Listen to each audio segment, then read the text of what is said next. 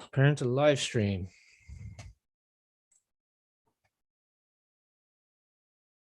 Meeting is now streaming live on YouTube. I hope this is true.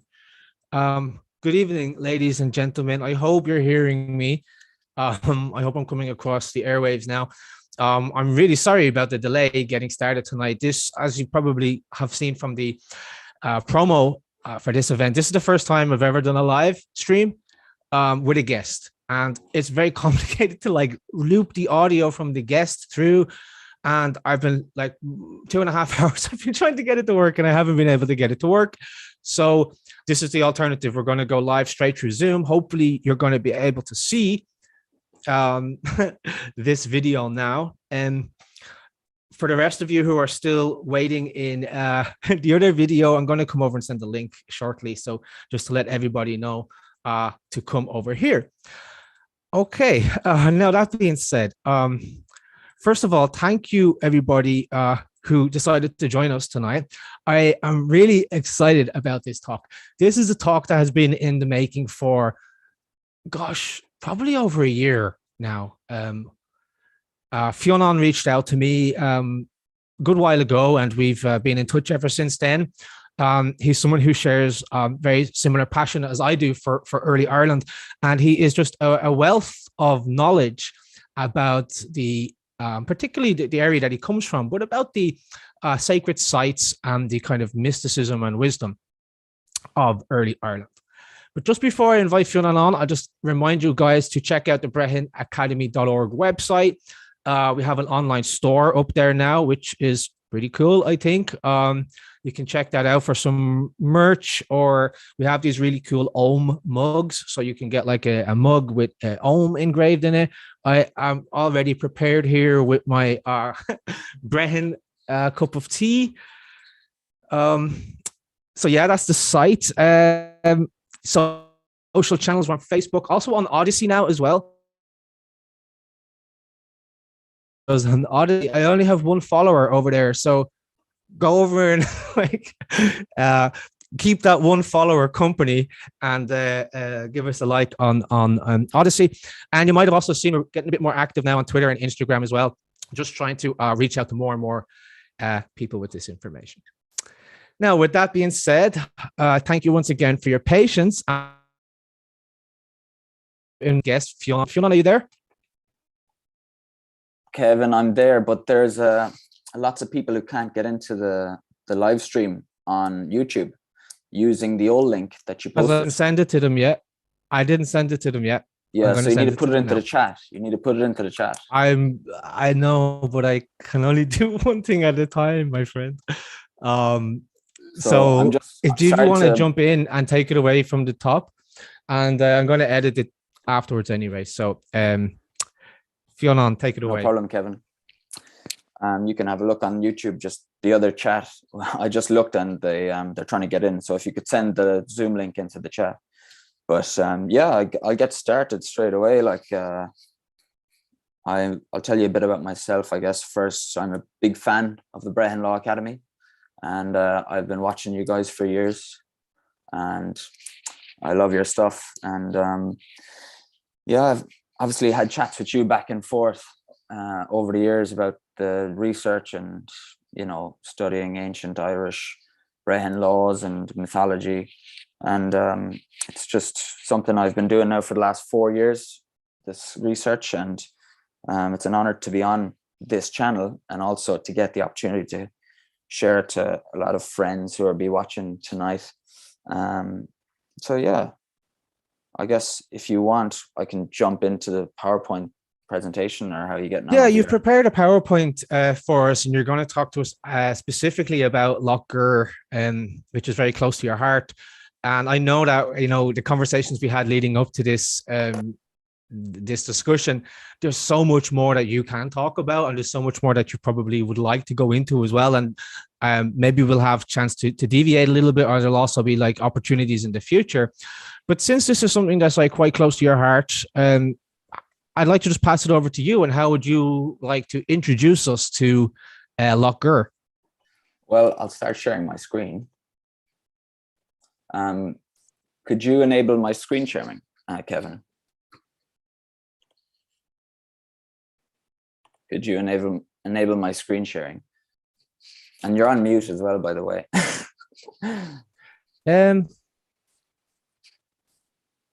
Yep, you should be able to share now. Okay. So, oh, here it is. Can you see that, Kev? I can see it. It's perfect. Can see you there as well. So yeah, we're good to go, man. Brilliant. Well, this first picture is an artistic rendering of Columkill and the Battle of the Book, which was a famous case in the Brehon law. And it was actually the earliest recorded copyright claim kind of legal case. And it was all the way back in the Middle Ages in Ireland. And it's a story about a monk, Columkill. I believe he was from Donegal, or was he from Derry? Your viewers left to correct me on that. Donegal, Tyrconnell, yeah. Donegal, yeah. I think he was a member of that sept, yeah. And there's a story of him visiting the monastery of Clonard, and it was Saint Fionán, my namesake, who was over the kind of, the monastery of Clonard, and it was a very famous monastery. And basically, the story goes that Columkill coveted this amazing manuscript that Saint Fionán had in Clonard, and he copied the book, and he was caught copying the book. And at that stage, literature was in its early stages, so it was kind of, they didn't have a rule for it yet in the Brehon law. And Saint Fionán brought him in front of the High King of Tara, and I can't remember his name. Which king was that, Kevin? The High King of Tara with the Battle of the Book.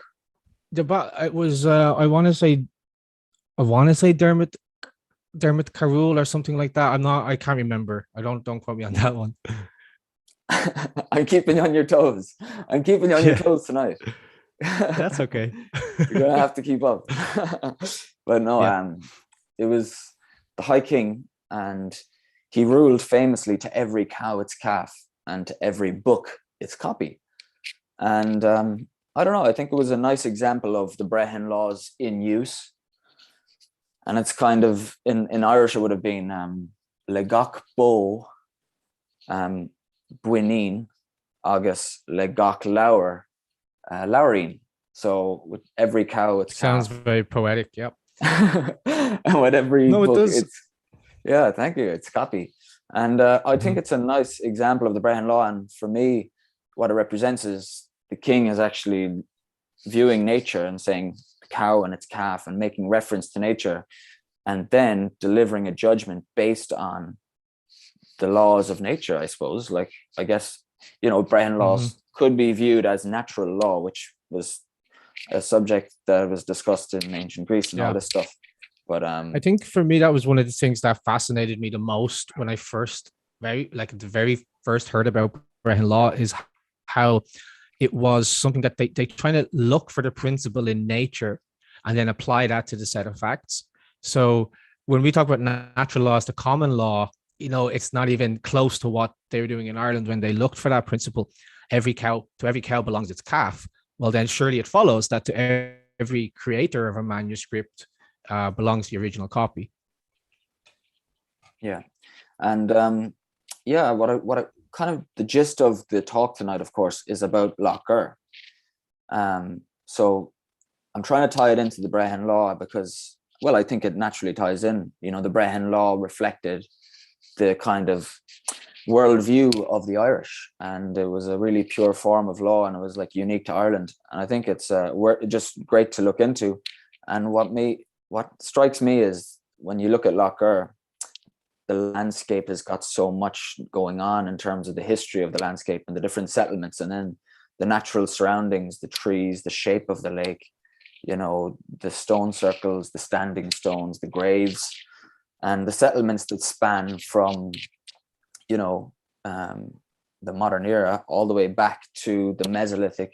And there's even a Paleolithic remains of a brown bear, but that's kind of what I'm going to get into in the course of the presentation. I wanted to start with Pelagius. which is this man, because Pelagius was a Celtic Christian monk. And I think when you're looking at the Brehon laws and you're trying to understand the kind of ideology of the time and the culture, I think reading up on Celtic Christianity is helpful. And for me, Pelagius, who is this 4th century monk from Ireland, and then I think he moved to Wales at an early age. Pelagius, have you heard of Pelagius, Kev? Of course, yeah. Yeah. He's like one of the versions of Saint Patrick in a way, isn't he? Like they think he influenced. Yeah, I mean, like some people talk about Pelagius as one of the people who made up what would later become the idea of Saint Patrick. Yeah. Yeah. And that's why I know of him. It's interesting because Patrick is said to went from Wales to Ireland, and Pelagius is said to went from Ireland to Wales. So it makes perfect sense. And he went from Wales all the way to Rome. And in Rome, he was sharing his like Celtic Christian philosophy, which was completely out of place in ancient Rome when Christianity was starting. You know, he was in there straight away. This is in, you know, he was born in 30 years before St. Patrick's. This would have been in the 300s. And his philosophy survives to this day. And I actually quite like reading up about him because he's got some really interesting views. And I think they're kind of sum up what the Celtic Christian kind of Brehon law mentality was. And it's connected with nature. So this is one of his quotes: "The presence of God's spirit in all living things is what makes them beautiful. And if we look with God's eyes, nothing from nature on earth is ugly." Do you think that sums up kind of Celtic Christianity yourself? Or? Well, I know that there's an element of pantheism in this, which is like would sync with the Celtic Christianity, the Gaelic Christianity, and Gaelic spirituality. So yeah, seeing the God in all things. Yeah, of course. So when you look at Pelagius, it's interesting that he was really from a real outsider, and from Ireland was seen as barbarians. Do you know what I mean? You know, Celt actually is a Greek word from Keltoi, meaning barbarian. So in Rome at the time, they would have seen these Irish as barbarians. But this guy Pelagius was coming and just saying, look, you know, we have a different interpretation of Christianity. And it wasn't disregarding thousands of years of ancient wisdom that had been, you know, compounding over centuries. They didn't just disregard that, they built upon that. And I feel like the Celtic Christianity, they incorporated Christianity into the Celtic kind of mysticism and philosophy, and they both like worked off each other. So when you look at Pelagius, he went to Rome and he started teaching and preaching, and he started talking about his own philosophies. And basically he started teaching women how to read and write. And this brought him into conflict with a guy by the name of Jerome, who is this guy. And this is Saint Jerome. Have you heard of him, Kevin? I've heard of Saint Jerome, yeah. So he's famous for the guy who wrote the translation of the Bible into Latin, and it's called the Latin Vulgate. So he is quite a major figure.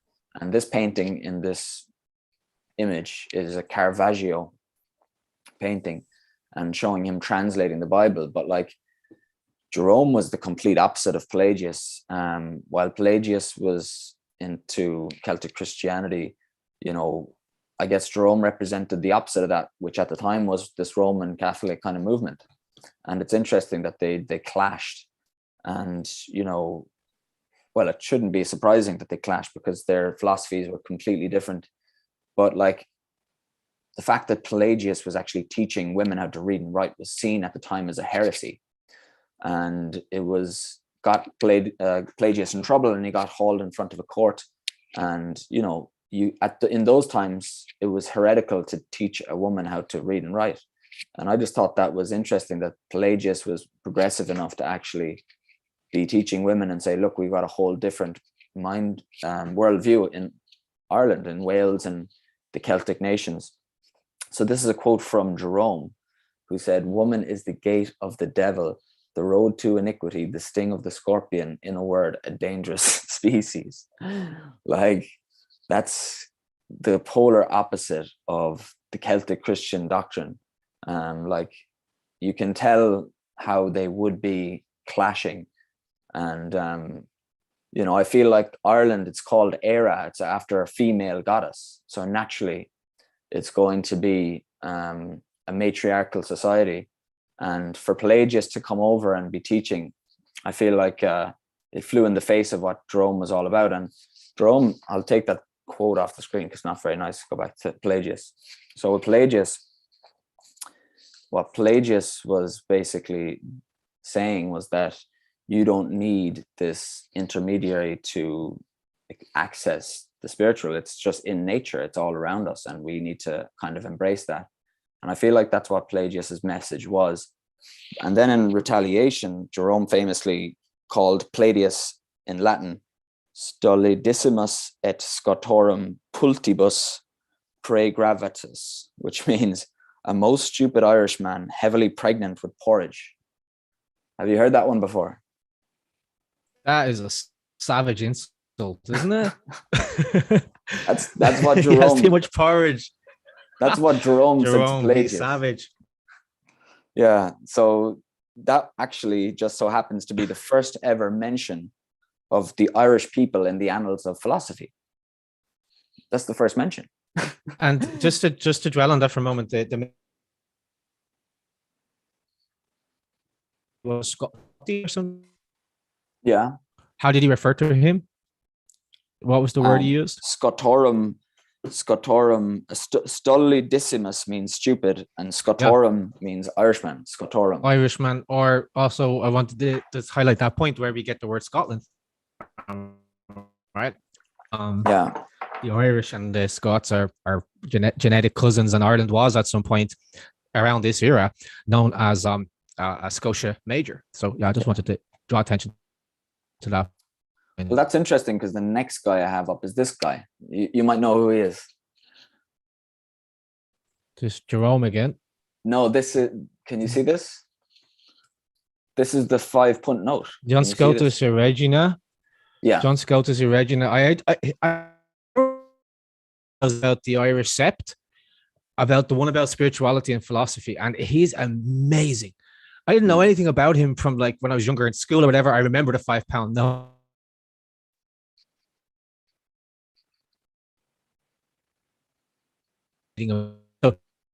I won't say it. That's what I would like to share.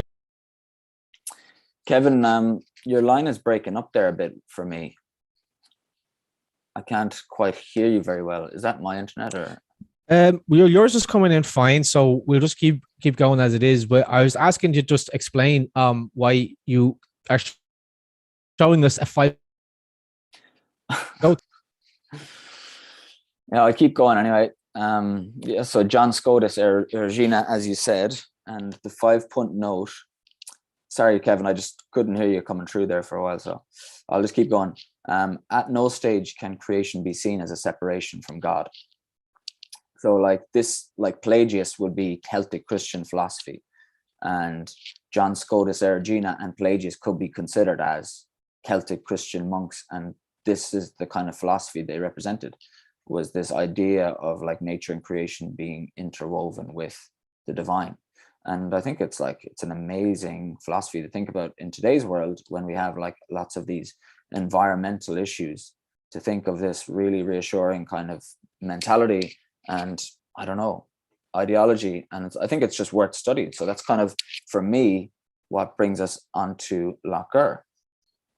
Because when I look at the landscape of Lough Gur, it just, there's so much going on. Like there's so much to take in. There's settlements, stone circles, there's islands and ruins of castles, and the lake and just the wildlife, and it's a lot to take in. And for me, it's like when you study the stone circle and you study the lake and you look at the shape of the landscape, you realize the kind of, I don't know, information that can be gleaned from nature. And I feel like they put this information that they had observed in nature all around them into their philosophy, into their stone building. And that's kind of what I want to touch on today. So if you can see the image on your screen. Yeah. Have you seen Lough Gur before, Well, just Kevin? before you jump into the juicy part, let just maybe explain to us, for people who might not be from Ireland or who've never heard of it before, what is Lough Gur, where is it, and a little bit more like basic information about Lough Gur. Did you hear me? Yeah, you can hear me, I can hear you loud and clear. So Lough Gur is nestled in the heartlands of the Golden Vale of Munster, 13 miles from Limerick City. And it's a relatively small lake, but what makes Lough Gur unique is the fact that it had continuous human settlement surrounding the lake, based on the archaeological remains and based on the sites that they found, spanning over 6,000 years, going right back into the Neolithic, the Bronze Age, the Neolithic, the Mesolithic, and there's even Paleolithic remains of a brown bear found in the Red Cellar Cave. And, Lough Gur is just, I'm blessed to have it so near to where I live. So I'm often able to get down there and just check out the stone circle and, do some research at home and then go out and experience it in all its beauty. So I've been studying Lough Gur now for the last maybe 4 years. And I don't know, I feel like I've made a few discoveries that are kind of worth sharing, because a lot of people have started doing their own research and start, reading up on Ireland's ancient past and trying to, find answers to questions and get a sense of it all. And I've been on the same journey, and I just wanted to share this information tonight, just, so people could, experience it perhaps in a new light with new eyes. And this, what you're looking at here in the bottom of the screen, is the stone circle. And this stone circle, it's the largest and oldest stone circle in Ireland. And it's really in good shape for how old it is, but it's really well built. It's actually raised up on an embankment, and all the stones are in this big circle, and they're backed by that embankment. So it's really solidly built, and it's stood the test of time. And if you go on beyond the stone circle, you'll see the lake, and the lake was, mating grounds for migratory birds who used to fly there to mate during mating season. It was also a mating grounds for the great Irish elk, who used to come there during mating season. And you might have seen the David Attenborough channels where the animals descend on the watering hole, Kevin. So that's the kind of scene that these early settlers would have been confronted with. And I believe that, it would have been stunning to see it back in its heyday, like with all the woodland that would have been there. And it would have been just an interesting kind of lifestyle. And I feel like they took in their surroundings, and then how they built their stone circles and their art and during the Bronze Age especially, it kind of reflects the beauty in the natural world. And I'll jump straight in with this video. It's just what the woodland would have looked like. They would have, hunted game in the forests during the winter, and they would have been out on the lake fishing in the summer. And then they would have witnessed elk and deer clashing over mating rights. And, they would have witnessed nature in its purest form. And they would have been in tune with it. They might have seen starling murmurations. Now, this isn't from Lough Gur itself, but I'm trying to paint a picture. They would have viewed the stars. And, I feel like they would have had a unique view of the world and their lives. And this is an image from the south bank of Lough Gur, southern shores of Lough Gur, looking northwards towards Knockfennel. And it was on the right-hand side of Knockfennel. I don't know if you can see my mouse. The Red Cellar Cave was where the Paleolithic remains of a brown bear were discovered. And of course, the brown bear is now extinct. But this is the range of, dates we're dealing with. So it's a really fascinating place. And this hill we're looking at is called Knockfenin, for anyone What was who may your know it. Fionán, what was your draw to the lake? Like, how did you first become aware of it and that it had some significance? Where did your kind of journey Well, a lot of people in Limerick would know about Lough of Loch? Gur. It's a lot of people in Limerick would know about Lough Gur, and it'd be somewhere you just go out for a walk along the lake, and you know, during the summer solstices, people meet there, and you know, it's just a nice kind of activity, and it's a beautiful lake, and I guess, you know, you'd meet people, you'd just be at the stone circle and you'd be chatting away and sharing information, because most people who would be traveling around to these places are there out of curiosity and out of interest, and they want to discover more about the lake and the history, because it really has got so much to teach you, and the landscape is just so fascinating. But it takes a keen interest, because it's not everyone's cup of tea, you know, doing the research and understanding the history behind the lake. Some people just go out there to take in the beauty, but either way, like, it's a superb place, and yeah, it just keeps on drawing me back. You know, it seems like every time you go out there, you learn something new, and the next time you want to see something else. So it keeps on drawing you back, and it's something that's been very close to my heart. So I'll go into the next one, which is that when the lake was drained by the OPW in these mysteries and these secrets of the lake, these discoveries that you've found. You want to hear about them? I mean, I don't want to disrupt you from your flow. If you have a timeline that you want to go through, that's fine. But I'm just very curious, because you keep mentioning Yeah, what well, they are. yeah, well, it's I don't know. I guess it's the information is interesting, because Loch Gur itself means lake of the nest, because Gur or Gúir is the Irish word for a nest. And I don't know, I guess it's just the fact that, you know, it was a fertility lake. You know, it was a lake that was so abundant in life that the people who settled there, you know, they looked at it and they saw it for this kind of abundant, beautiful part of the countryside. And, you know, the fact that it was attracting all these animals, they would have just been in a lovely, lovely setting and a lovely place to live. And there was so much artifacts found along the lakeside when it was drained, because, you know, they had been throwing offerings into the lake, just like people might throw a coin or something or leave an offering by a well, because they were giving thanks for the harvest. They were giving thanks for good sunshine or rain or whatever they needed. So they would throw lots of stuff into the lake, and that's how it built up so much artifacts over the years. And when they drained the lake, they also found lots of these remains of Irish elk, and actually the largest concentration of Irish elk found anywhere in Western Europe was found in Lough Gur. And these two on the screen are in the Trinity College Museum, but there are also some in the Natural Museum in London. And in terms of the artifacts discovered, this is the kind of like stuff that was found in Lough Gur. So, you know, everything from Neolithic stone axes to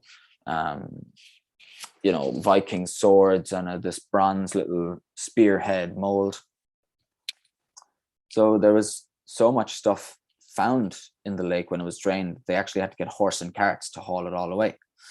And this is the map of Lough Gur.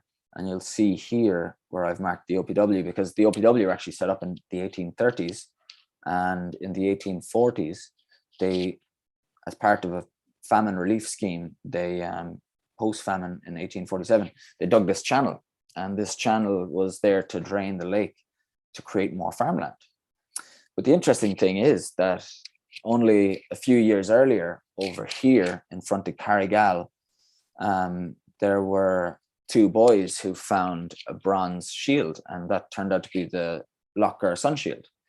And that now today is up in the National Museum in Dublin. But I guess it signals to those Ireland was during the British Empire, so like it would have been British people in control of the country and stuff like this. But when they discovered that shield, they knew that there was perhaps more stuff to be found around the lake. So it's almost like they rediscovered the lake. And I guess they might have drained it for farmland, but a lot of the marshy land that was drained is just wetlands now. It's not used for farming. So my guess is that they were trying to actually partially drain the lake to find treasure, for lack of a better word. What do you think about that?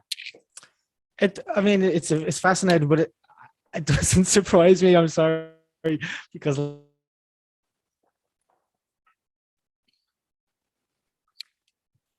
I from this country and then never return. And there's many people who are from Ireland with say greedy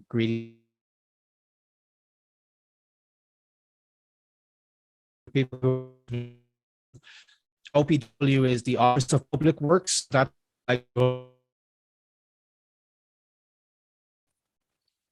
so the sacred sites and the common land, let's say, like not common land, but state of land. The lands belong to people. That's what Fionán. Yeah, sorry, just have people texting me looking to come into the video. Sorry about that. I'm just texting them right now. I wonder if because the link we sent out before, I just wonder if enough people got it. Sorry to interrupt, Kevin. What do you think? So I think we're good. I posted around on Facebook and so on. So did you get some live chat comments just to say the thumbs up? Yeah, there's lots of people. There's people commenting. Guests still there, and I haven't said something in a while. So they're all listening in. I think everything they're is all happy. Hmm? So they're all listening in. They're all happy. I hope so. All right. Well, I'll continue then. Just as long as if there's any questions, by the way, from the audience, shout them out, and because I want to bring.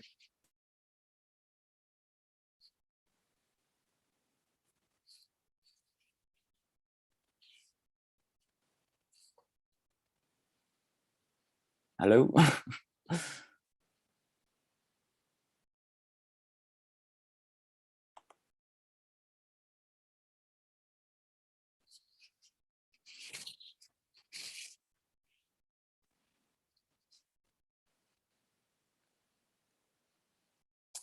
I don't know if anybody's watching this. I have no clue.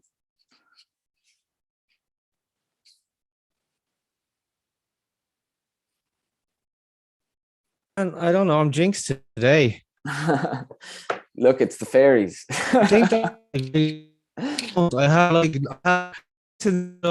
internet connection is fine. It's just I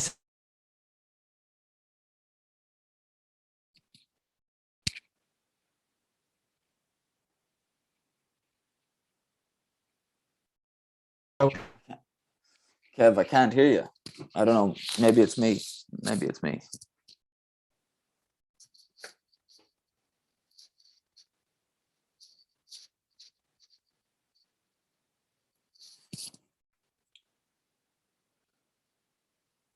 Oh, they're all there. Maybe it's just me, guys.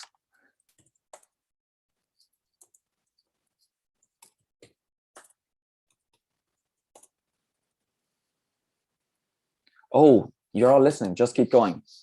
Thanks, Helena. Thanks, Helena. Okay, I'll keep going. So yeah, this is Lough Gur under the aerial photograph. And as you can see, these green areas here were actually where the lake was drained, because these are now wetlands and they're a lot darker green than the surrounding land, which is well drained. And then Knockadoon and Knockfennel, obviously it's a steep gradient, so not a lot of growth on there. But what I decided to do was create a picture of what Lough Gur might have looked like at its natural, state. So I colored in all this land around the sides, all this wetlands, to create an image of what it would look like originally. And the amazing thing is that you see Knockadoon is Knockadoon is an island disconnected from the mainland, and at the two pinch points, which is Bouchier's Castle and Black Castle, there is a castle to guard the kind of entrance on and off of the island. And there's a massive proliferation of sites all across the hill, and in folklore is known as the Hollow Hill. Knockadoon means in Irish knock hill, on Doon of the fortress. And that's because Brian Boru is said to have built fortifications on the hill. So it's obviously a very important hill, and it has settlements going all the way back down through the years. And it's the center of local folklore. It says it's the entrance to Tír na nÓg, and all of this beautiful folklore about Oisin and Tír na nÓg, and Niamh and Anya, the goddess. So when I looked at it, I thought, well, Lough Gur, Loch means lake, Gur means nest in Irish, or Goir, so it'd probably be Gúr. So Loch Gúr means lake of the nest. And what do you find in a nest? Kevin. Okay, Kevin's gone. No, I'm back. You're back. I'm going to switch the camera off for a while. You find birdies and eggs and things like that in nests. Yeah. So what struck me is that this island looks like an egg in its natural state. Obviously now it's different. And the egg obviously is, a beautiful proportion.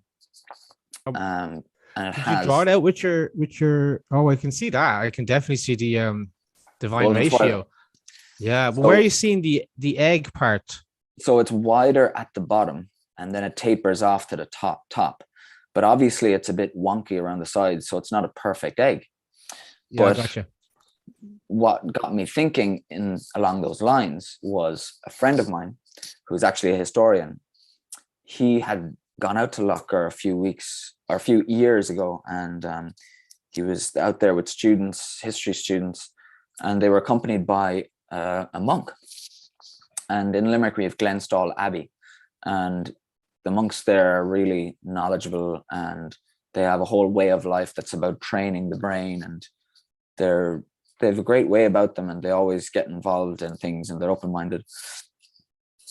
And there was one monk who sadly passed away since, named Sean O'Din or Sean O'Doin, and he mentioned to a friend of mine that something about this hill being in the shape of a womb. And he mentioned that to me a few years ago, and I never quite knew what he meant. But when I saw this on the aerial photograph, and when I heard about Lough Gur being connected with the goddess and being connected with a lake of fertility, I just said to myself, well, perhaps it's got something to do with the egg. But as you can see, it's not perfect in any case. However, to put the womb idea to the test, I superimposed a baby in the womb, a little diagram. That's amazing.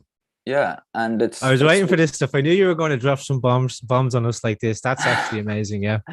Yeah, it's beautiful, because this is divine proportion, and you can put a golden ratio spiral over it, and it fits, but also it fits the island. And even this part of the island here, you can see that there's a curve inwards.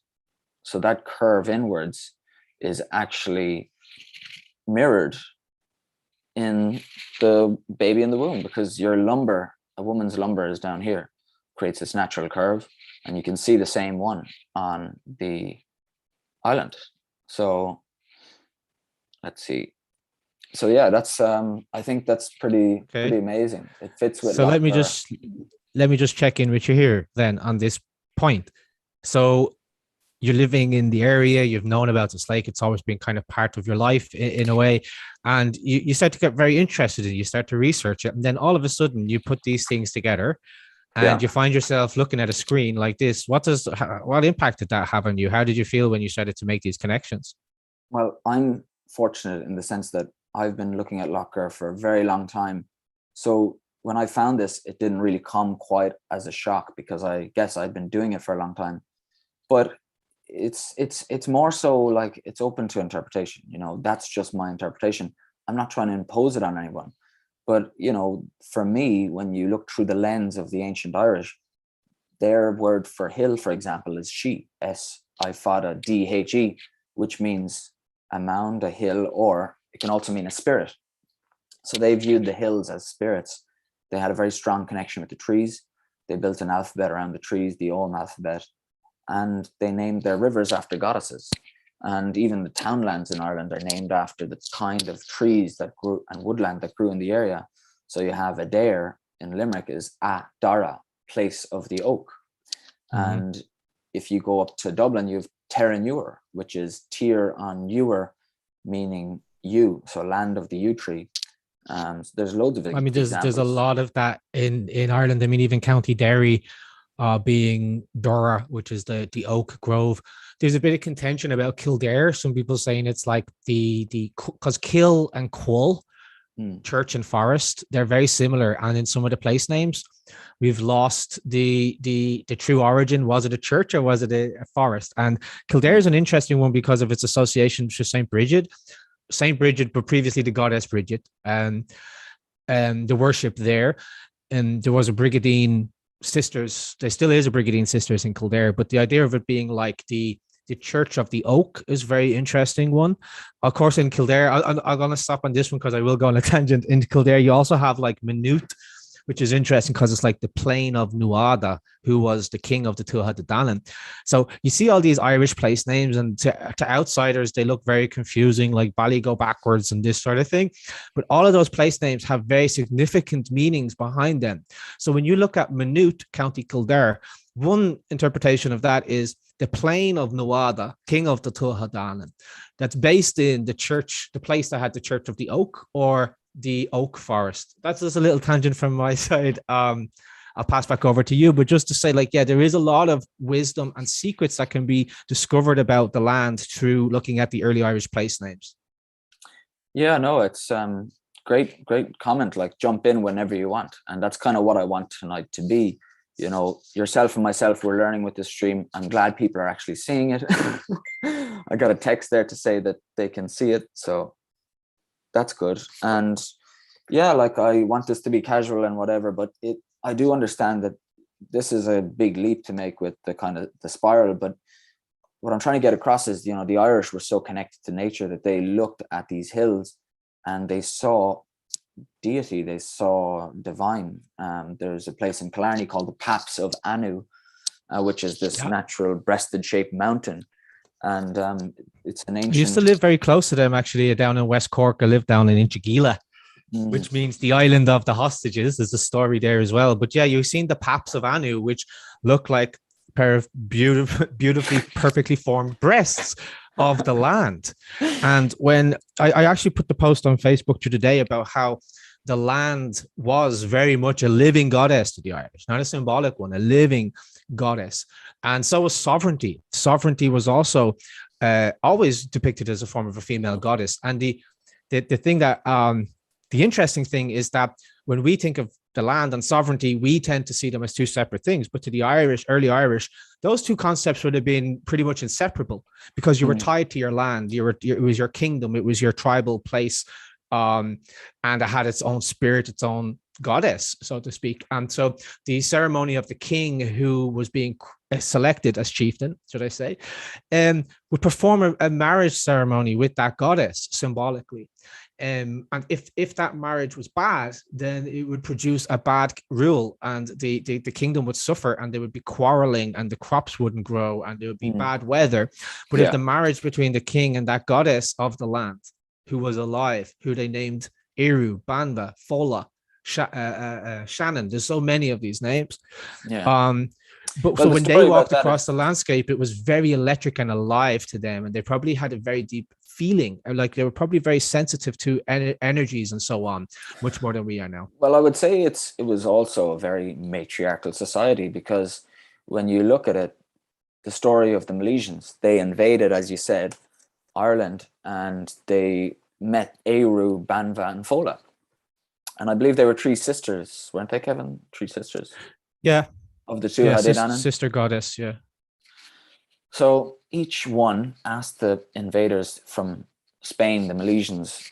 They supposedly landed in Kenmare Bay or Waterville Bay, and basically they met these three sister goddesses, and each goddess asked if they gave them Ireland, would they name them after her?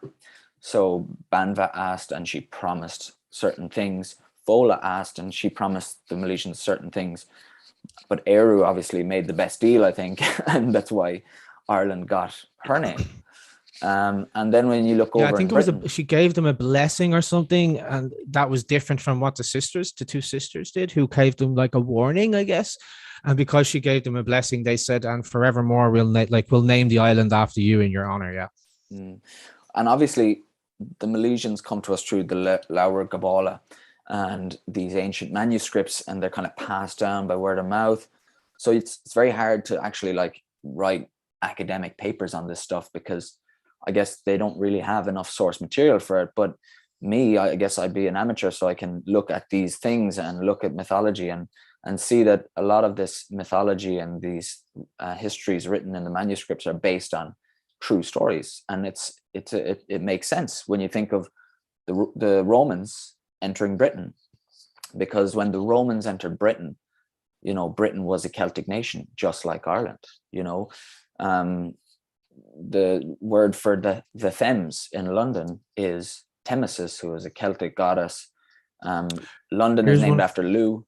Lough. Yeah, that's a great one. Like Doon, for non-Irish people who are listening, Doon is meaning a fortress, and so some people interpret London as Lough or Lough, which is supposedly like the fortress of Lough, who is a very like important male deity in the Gaelic pantheon. And a lot of people would know, today they would know Britannia, so rule Britannia, and that image of the goddess with the trident. Have you seen that? The British kind of Britannia goddess. Have you seen that? Oh yeah. Yep. So we have one too.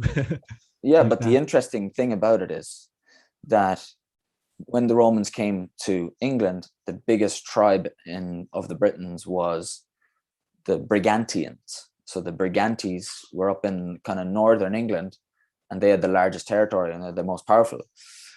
And they were actually ruled by a queen named Carti Manjua. And, she ceded to the Romans and she helped them conquer the land. And in return, the Romans named the land Britannia after her tribe, the Brigantians. So Britannia is based off of Brigantia. And that's because they worship Brigid, who was this war goddess. And then I believe that the Romans named it Britannia after this tribe, and that's how Britain got its name. So Britain has a name based off a goddess as well, and Ireland off Eru. So it's like, I think these Celtic isles were both, they were both matriarchal, they're both Celtic, and they had a similar set of views. You look at Stonehenge and you look at Cornwall and Wales, Scotland, like there's lots of similarities there. It was just the effect of the Romans that kind of changed those countries. And as we said, like bringing it back to the land, there was a connection to the kind of the mother in the land, the mother goddess. After all, Munster in the province of Ireland, Munster is named after Muin, and Muin is a feminine kind of goddess as well, Muin. And that's kind of where my work touches on. So when you look at Lough Gur and you think Lake of the Nest and this connection with the goddess and all this, you start to realize the kind of context of the lake and what it may have symbolized or represented to these people back then. And to take it a step further, or to kind of bring it all together, I'd quote back with John Scotus Erigena, who said, "Observe the forms and beauties of sensible things and comprehend the word of God in them." Now, this is the guy from the 5-punt note who I quoted earlier, and his name literally means Scotus Erigena. So John Scotus Erigena means John the Irishman of Irish birth, Erigena, Irish birth. So what's interesting is like Scota is the Egyptian princess, and the Scotland is named after her. Ireland was named Scota as well. and it's named after this, Egyptian princess Scota, and there's stuff down in outside Tralee, the grave of Scotia's grave. And then of course Eru is an even older goddess associated with Ireland, associated with the story of the Milesians. And it's just interesting that the names for Ireland were both, female kind of goddesses or princesses, so to speak. Well, coming back to the three sisters that you mentioned, they do all actually have their name for Ireland. I mean, you will find poetry that refers to Ireland as Banva or Fola.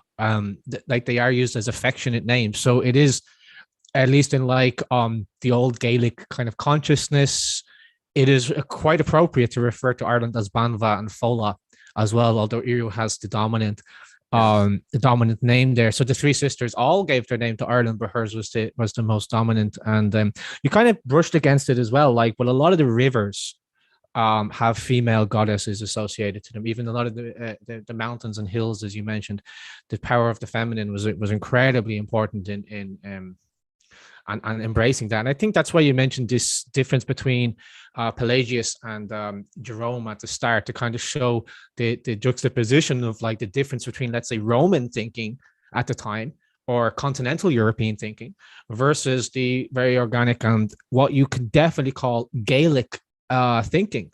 Celtic consciousness, maybe, yeah, but this was very Gaelic way of doing things, yeah. And then, what I think John Scotus Erigena was pointing at, well, let's see if I can play this quote. If you observe the forms and beauties of sensible things and comprehend the word of God in them, if you do so, the truth of who made them will reveal to you and all such things. So I think what he means by that is like, it really represents the Celtic Christian kind of worldview, in so far as like the Christian teachings were kind of interwoven with the older Celtic beliefs in a kind of harmonious kind of way.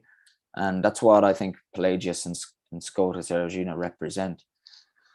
And it really kind of informs how we think, and it informs the culture of the time. And I think it's something that in today's world people are kind of yearning for, this new paradigm shift where they are more in tune with nature, and I think the Celtic kind of ideology helped with that. And what he was saying about nature is this golden spiral. It's based on the golden ratio. You might have seen it, the Fibonacci kind of spiral.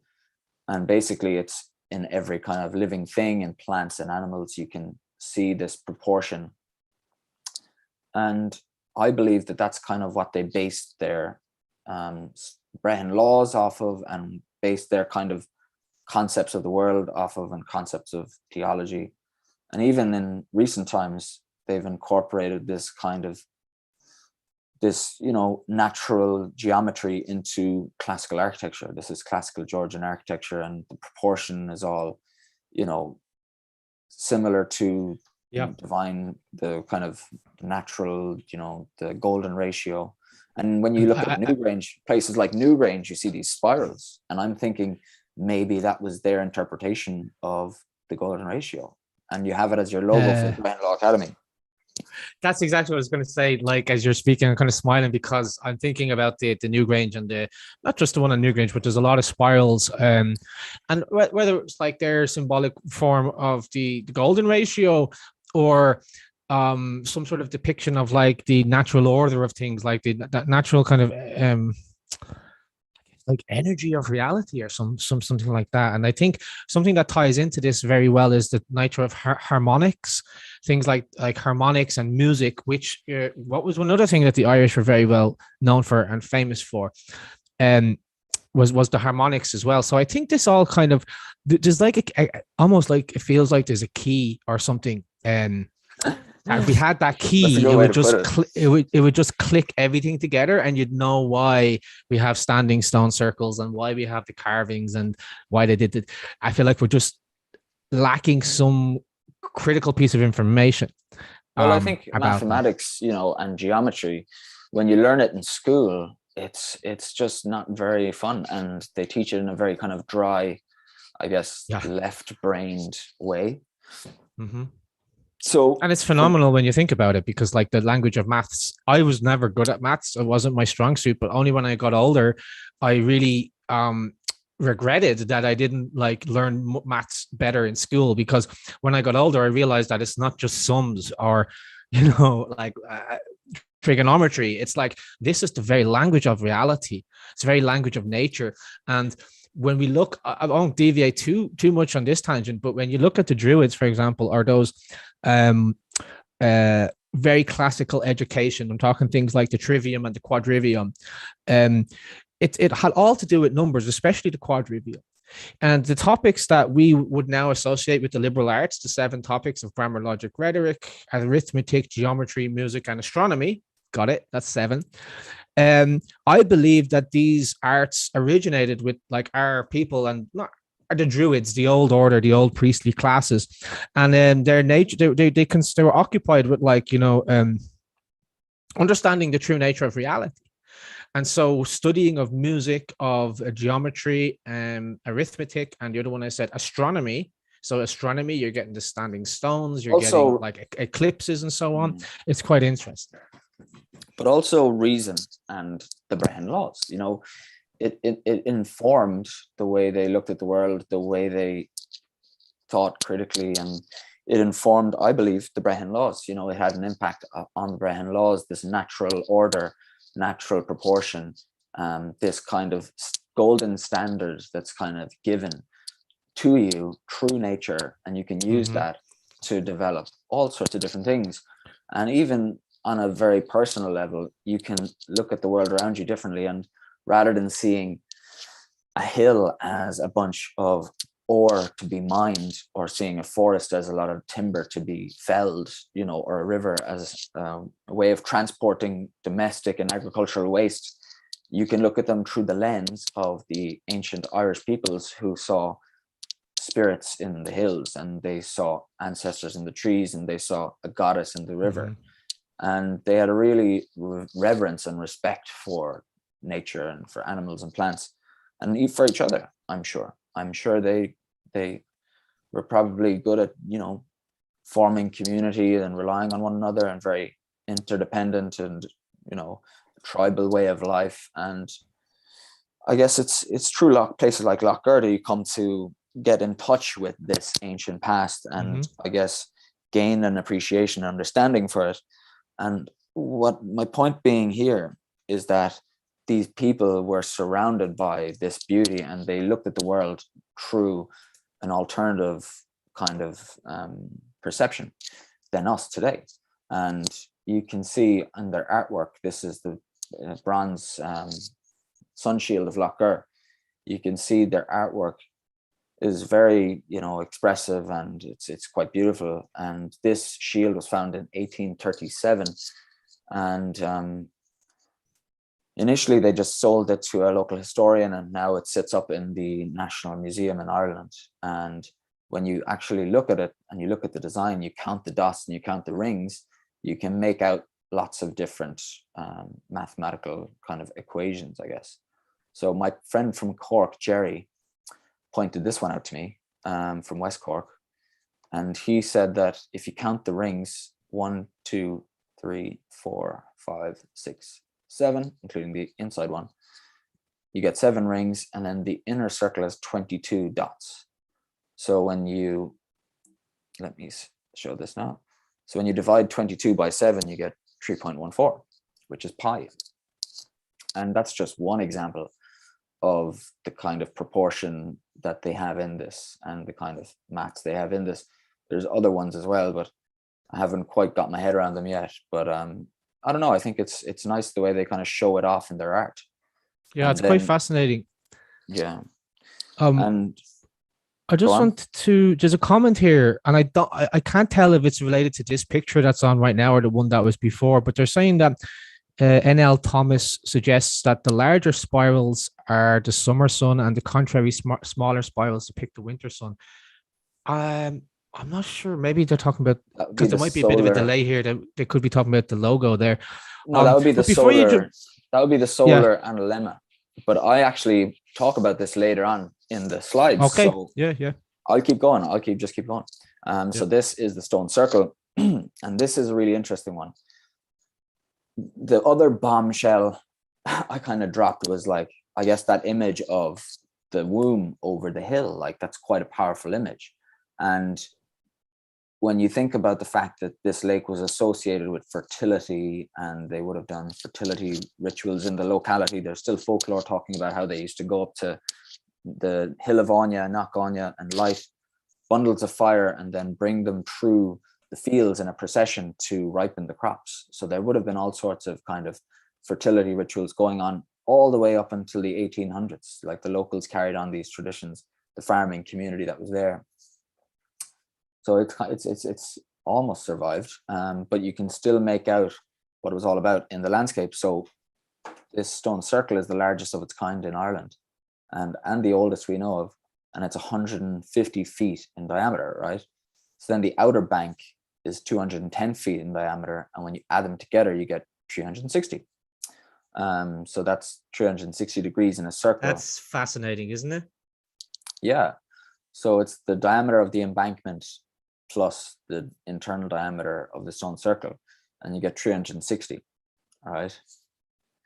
And, you know, this next image was an idea I came up with, because when you think about Lough Gur and this island, Knockadoon, kind of emerging from these primordial waters, it's this kind of creation scene, and then the shape of the hill with the image of the baby, if that's the way they saw it. And I think they would have seen it that way. They would have mapped the lake shore, and they would have been able to draw it out and have an idea of what it looked like. So I think they would have known about this kind of thing, these kind of things. And when they designed the stone circle, they were doing it intentionally. They were saying, okay, that's nature. Now let us show our art. And I think what they were trying to represent was what the lake symbolized to them. You know, it was a mating grounds for the great Irish elk, for migratory birds who would fly to the lake to mate. And it was associated with the goddess. And the lake itself is a spring. So it's a groundwater fed lake, and the water just kind of wells up. So they would have associated with fertility and rebirth and the waters of life. And that's why there's this story of Oisin and Tír going to the land of the eternal youth, everlasting youth. So this idea of rebirth, the cycles of life, you know. There was a question there. I didn't want to interrupt you, but maybe it's a good chance now to go back to it. Somebody was asking a little bit more information about the mythology associated to Lough Gur, and I know you've brushed against Anya a little bit, and you've mentioned Tír a couple of times, but maybe the Tír one, what's the association there? Because I know the story of Tír, of course, but I didn't know that it was connected to Lough Gur. So maybe you can fill in the gap there. So with Tír, it's Tír means land, Nanog of the youth. And I'm sure your audience are probably well versed on their Irish mythology. If you're not, I'm sorry. I hope you're finding interest in it, but I'll try to do my best job at retelling the story. So basically it's Oisin is lying by the lakeside, and he sees this beautiful girl at the shore, and he goes with her to Tír, and you know, he falls in love with her, and he lives in Tír for 3 years, and it's a beautiful place, and the trees are hanging with the weight of the fruit, and there's just, you know, everybody's beautiful and life is great, and it's this kind of idyllic dream world. And he's there with Niamh of the golden locks, and basically he decides after 3 years that he's going to go home and check on his family. So Niamh warned him, and she said, look, take this white horse, but if you fall off it, you know, you will, you know, feel the weight of the years, or something like that. Never see the land of youth again. Exactly. Yeah. That was the one. And the interesting thing is about Lough Gur, they say the entrance to Tír is on that hill, the Knockadoon, in the middle of the lake.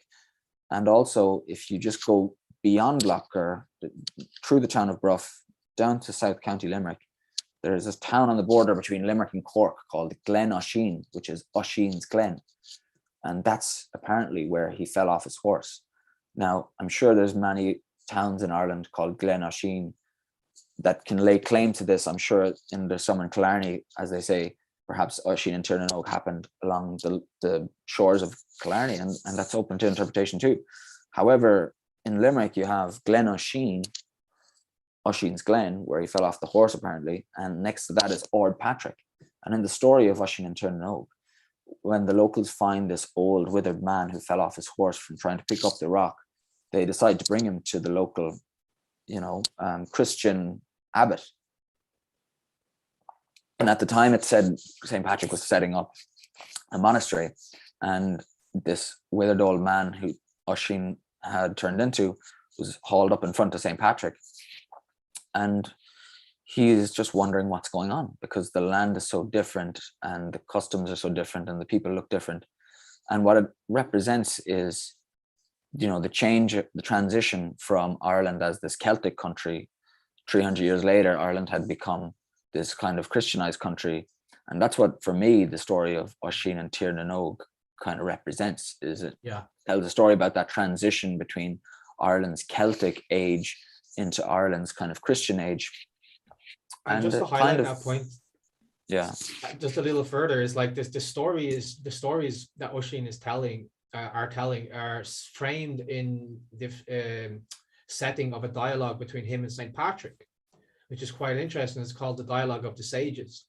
And the idea of the stories is that, like, Oisin is now a very old man, and he's met Saint Patrick, and he's telling Saint Patrick, well, all of your saints are great, but if you only met the great Fionán Coughlan and you witnessed his legendary feats, you would be in awe of him also. So you see this really interesting kind of piece of literature that is sort of like playing out that dichotomy, that tension between those two mindsets, this Gaelic, older, pantheistic, nature loving sort of mindset, and then the more kind of like Roman and later Christian and Roman mindset that came later.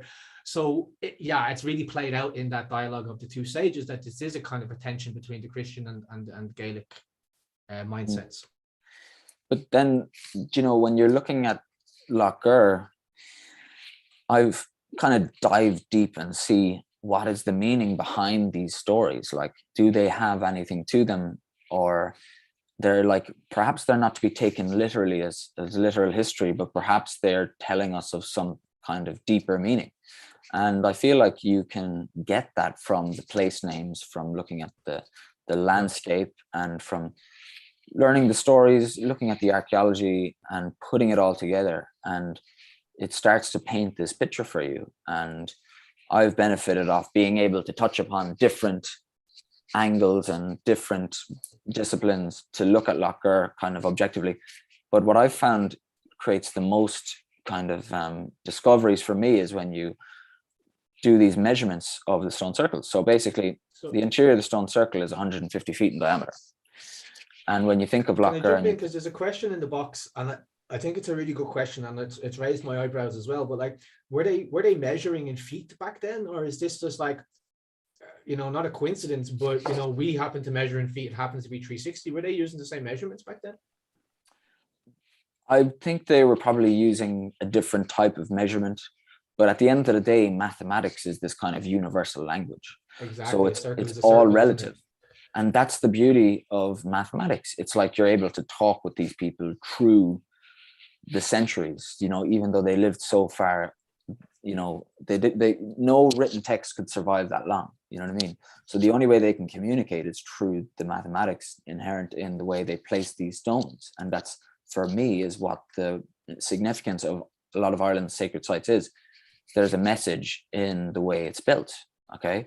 And with Lough Gur, you would have had the lake, and you would have had the Fertility lake associated with the goddess. It would have had a certain function and a certain symbolism and a certain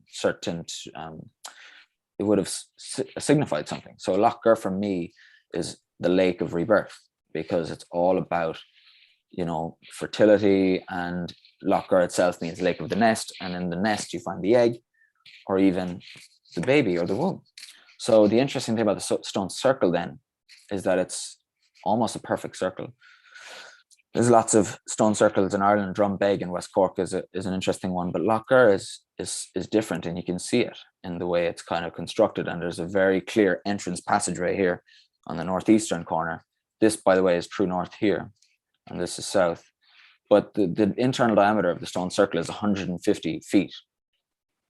And when you look at that and you compare it with the size of your body, let's say you measure 5 or 6 foot.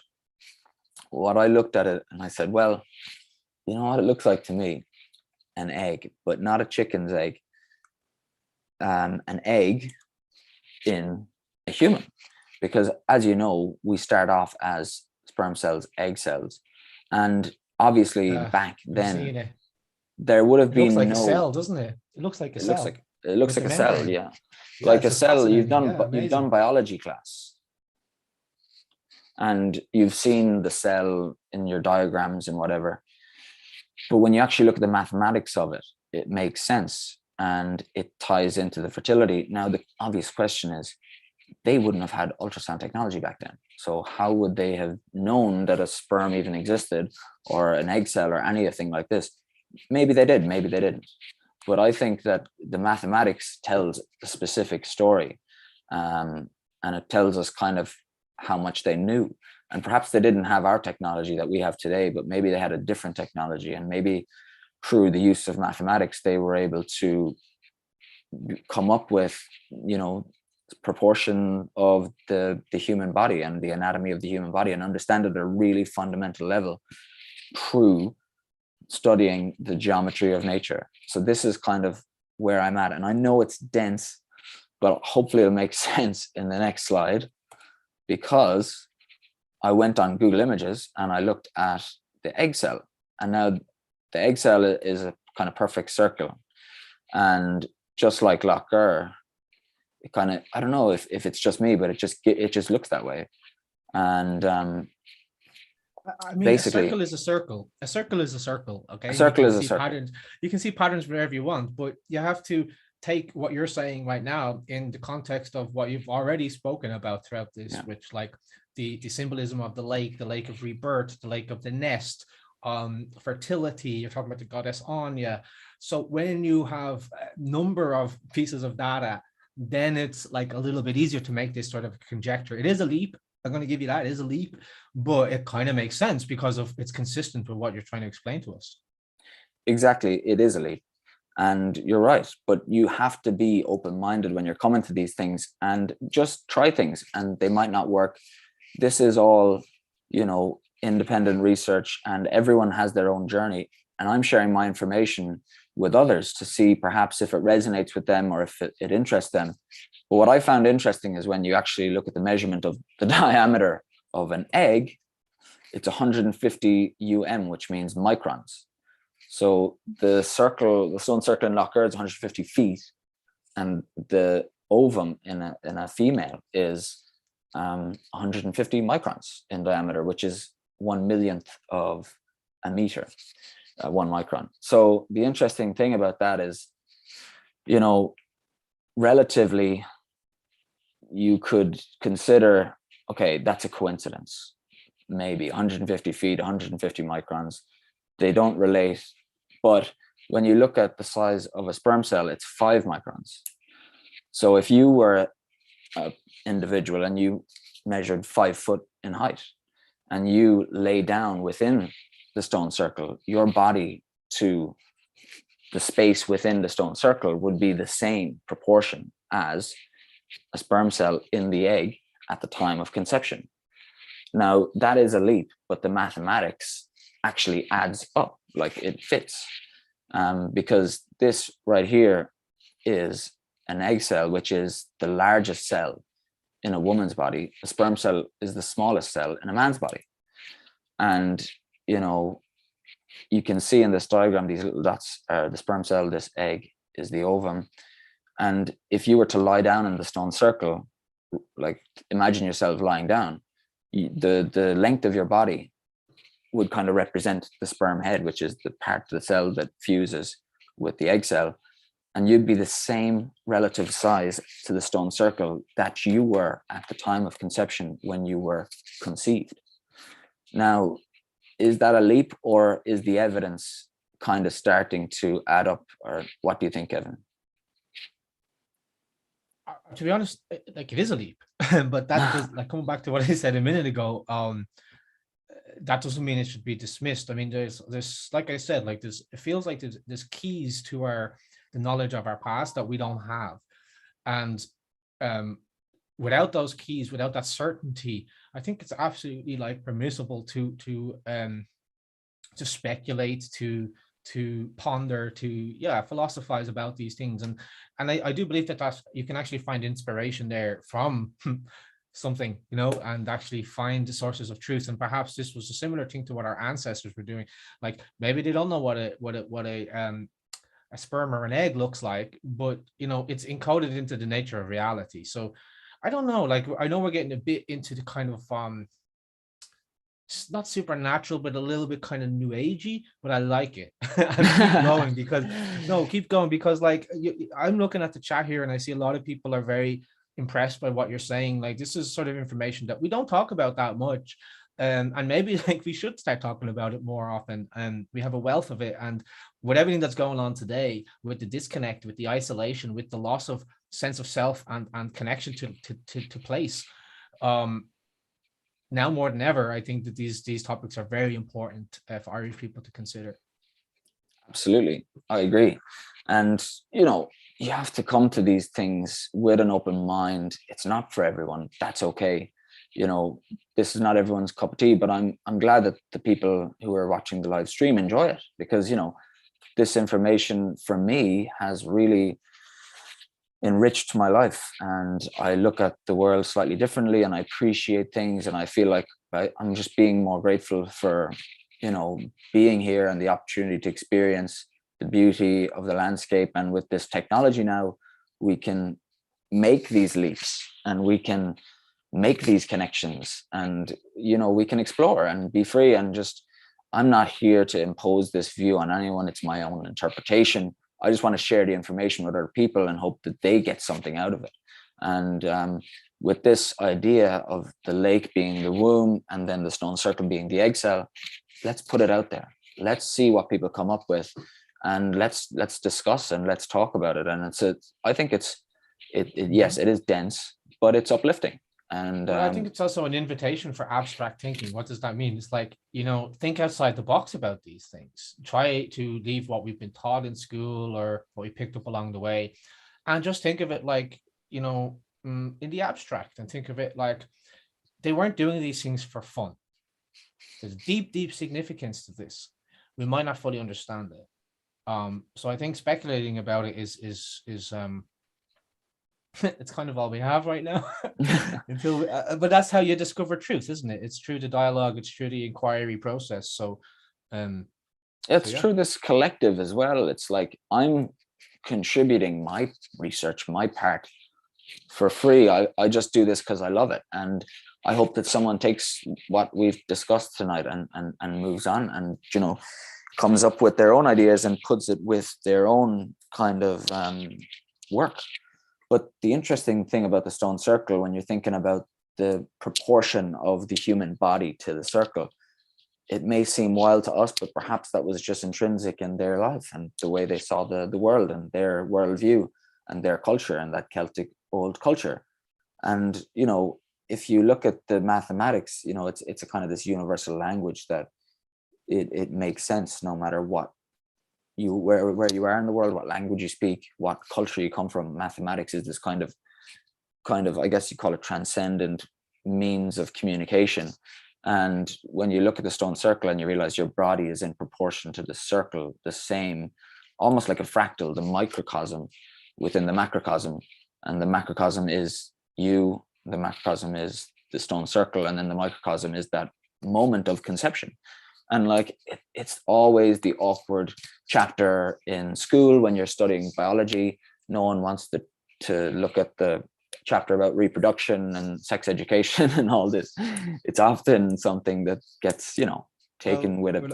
I went to a Christian Brothers school in primary school and in junior school, and it was an all boys school, and we had a nun come in and teach us the birds and the bees. And it was an incredibly strange and uncomfortable experience. So but I guess like you're hitting on something else there, is that like that wasn't a strange and uncomfortable experience to our ancestors. Like Yes. the attitude towards sex and sexuality and reproduction, it was like very, I would say, holistic in a way, very natural, very rational, very natural, um less taboos and things like that. So they would have seen the unity of nature all around them. They would have seen the reproduction of the seasons. They would have seen, like as we spoke earlier, the kind of like maybe sexual elements in the land itself, and the features of the land, which they think of their goddess, they think of fertility and so on, because that was very connected to who they were as people as well. And that's Well, of course, the magic sauce that keeps us going is the reproduction, right? So it would make sense that they wouldn't have such a separation between these concepts and say, okay, this is where we teach our kids sex education, and this over here is where we do this thing, and this is. It was a very holistic worldview where actually the idea of reproduction was encoded into their religion, encoded into their beliefs, and into the land itself. And this design has stood the test of time. Like it's relevant back then, and this information is still relevant now. And you see it expressed in architecture, like I said earlier, with the golden ratio and the proportion and using the spiral. The interesting thing about Lough Gur was when I was doing my research, I noticed that it was 150 feet, which roughly equates to between 45, 46 meters. And that just so happens to be the same diameter as the largest stone dome in the world. And I don't know if you know the largest dome in the world, man-made stone dome in the world, but it's in Florence, and it's called the Duomo, I think it's called. The interesting thing about this dome is it's the same diameter as Lough Gur, stone circle, 45 meters. And, when these guys were building these cathedrals, they would have been very adept in classical, Greece and the classics, all these languages and geometry. And they would have known about this stuff and these kind of rules of creation and this natural symmetry and all the rest. So it seems like they were almost striving to build this massive dome and defying the laws of physics and laws of engineering at the time. Now, of course, we can do computer fabricated, machine fabricated copies, but they did this by hand. They did this with real cut stone masonry. And it's interesting that, if you were to look at Lough Gur, this would be the floor plan. This would be the footprint of that dome, is the same size as the cathedral in Florence. So perhaps there's this universal code and this kind of, I don't know, I'm guessing that the people who designed this cathedral had that in mind. What do you think? Yeah. No, I agree. I think there is a universal code. This is the interior, by the way. We've talked about it. The universal code is mathematics. Yeah. And come back to what I said earlier about the liberal arts of the trivium and quadrivium. The second part was arithmetic, geometry, music, and astronomy. And these are all topics that can be associated with the Druids, and not just the Druids, but the early Irish. There was lots of famous for music. Irish were very famous for music, and not just music, but that they were able to play the harp in a way that they couldn't be played in other countries. Like Wales and so on, or Scotland. Like the Irish musicians were the best. And to be a good musician, it's about harmonics. It's about mathematics. To be a builder, it's about mathematics. So that is, I think you're hitting on something there, that the universal code is mathematics. And that's probably could explain why they might have these like motifs, these images, the idea of like what a cell could be. They're not actually trying to create a cell. They're just like finding mathematical principles. And because they're constant throughout nature, we see them replicating again, like as patterns. What do you think? Of course. Exactly. They're not trying to create a cell. And I'm not trying to say that the hill in the middle of the lake has got a big baby hiding underneath it or anything like that. But it's these shapes, these natural shapes, these natural dimensions, proportions that they're kind of really observing. And we've kind of been missing, I guess. But, you can see in the cathedrals, there are, geometrical codes based on kind of ancient knowledge. But I feel like Lough Gur is part of that. And because it's so old, you really have to commend the people who made this. And I, wanted to see if I could build up a bank of evidence, because it's quite a big leap to make. It's quite a big assertion to make. It's quite a big idea to come out with. But when I looked a bit closer at Lough Gur, I started to find different ways of interpreting the circle, not just by measuring the interior, but also by lining it up with the compass. Because if you're standing in the middle of the stone circle, true north is this way, points towards Limerick City, and then that's south towards Cork. And, the interesting thing is that when you go to 0 degrees with your compass and the stone, so within the circle, you'll find a stone with a little V-shaped notch in it. And, there is a story that Cromwell's men came to Lough Gur in the 17th century and actually defaced a lot of the stones. So it's a wonder if maybe there was more carvings on the stones. But as you go around the stone circle and you look at the different shapes of the stones, the different types, you'll see another stone at south, 180 degrees south. And if you look into that stone, you'll actually see the solar analemma. Do you know what the solar analemma? Have you heard about that? I do, actually. I was only reading about that the other day. It's the figure of 8 that the sun makes. I think, correct me if I'm wrong, it's the figure of 8 that the sun makes as it makes, yeah. And the moon does one as well. And an eclipse is when those 2 points cross over. This is the symbol of infinity, the symbol of time, etc., etc. But go ahead. So if you see this picture up on the right-hand corner of the screen, so that's a solar analemma, but not in one day. That's over the course of a year. It's photographs taken every day for a year, standing facing 180 degrees south and looking up at midday. And if you plot the sun as it moves throughout the years, but you keep it at midday every day, you'll get this pattern. And the figure of 8 is basically, well, one sec now. The figure of 8 is the solar analemma. So the middle here is the equinoxes. This high point is the summer solstice around the summer. And then this low point here is where we are now, which is the winter solstice, December.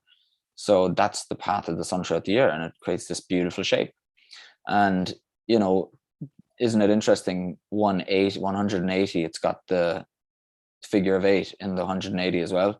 Because if you're standing here in this picture, you're facing 180 degrees south, and they have that carved into this into the stone. So what do you think about that? You said it's actually, the symbol is carved into the stone. Yeah, and it's beautiful. It's like literally inside the stone. It's 3D. You have to look in. You kind of have to look into it.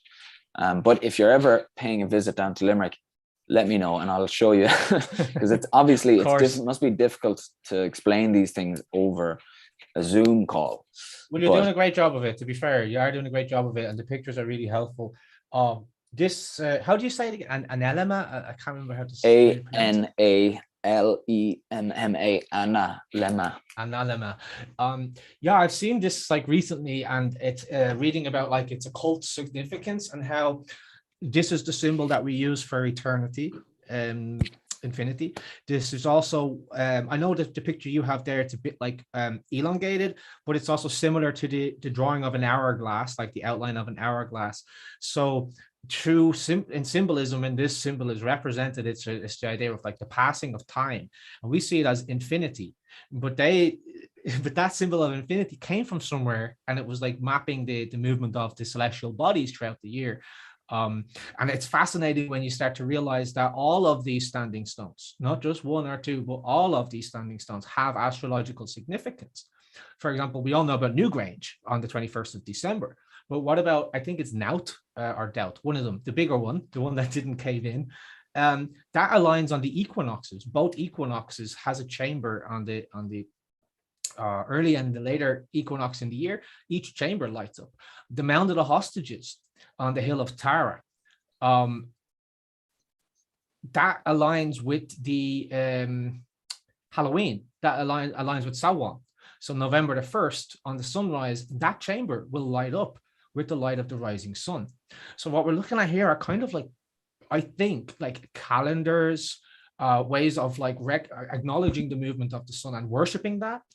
I think one of the really interesting things with Newgrange, and Newgrange is the most famous one, so it's a good one to use. The idea of like at the end of the year, when the winter is at its darkest, when the plants have stopped growing, right? When the animals have kind of retreated into warmer, into the forest or whatever, and it's just like dead, everything is dying. They built into the land itself a womb. These are like wombs. You've used this metaphor earlier, but think of Newgrange as like a pregnant belly or a womb. And the sun, the energy, the light of the world on that day, on that last day of winter, the 21st, it penetrates into that womb and it fills it with light. It fills it with energy. It fills it with the light of the world.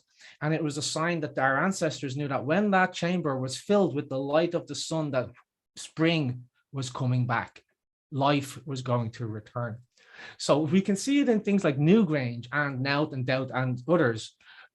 It's reasonable to assume that all of them have some astrological significance, and this is why they were built. It's just maybe we haven't decoded the specific astrological alignment that it's related to, if that makes sense. No, you're making perfect sense to me anyway. I hope the audience, it's making sense to them too. But you know, the best thing to do is visit these places and go for yourself and feel it and talk to people. You meet people there and you reconnect with nature, you reconnect with your history. And that's how I started off.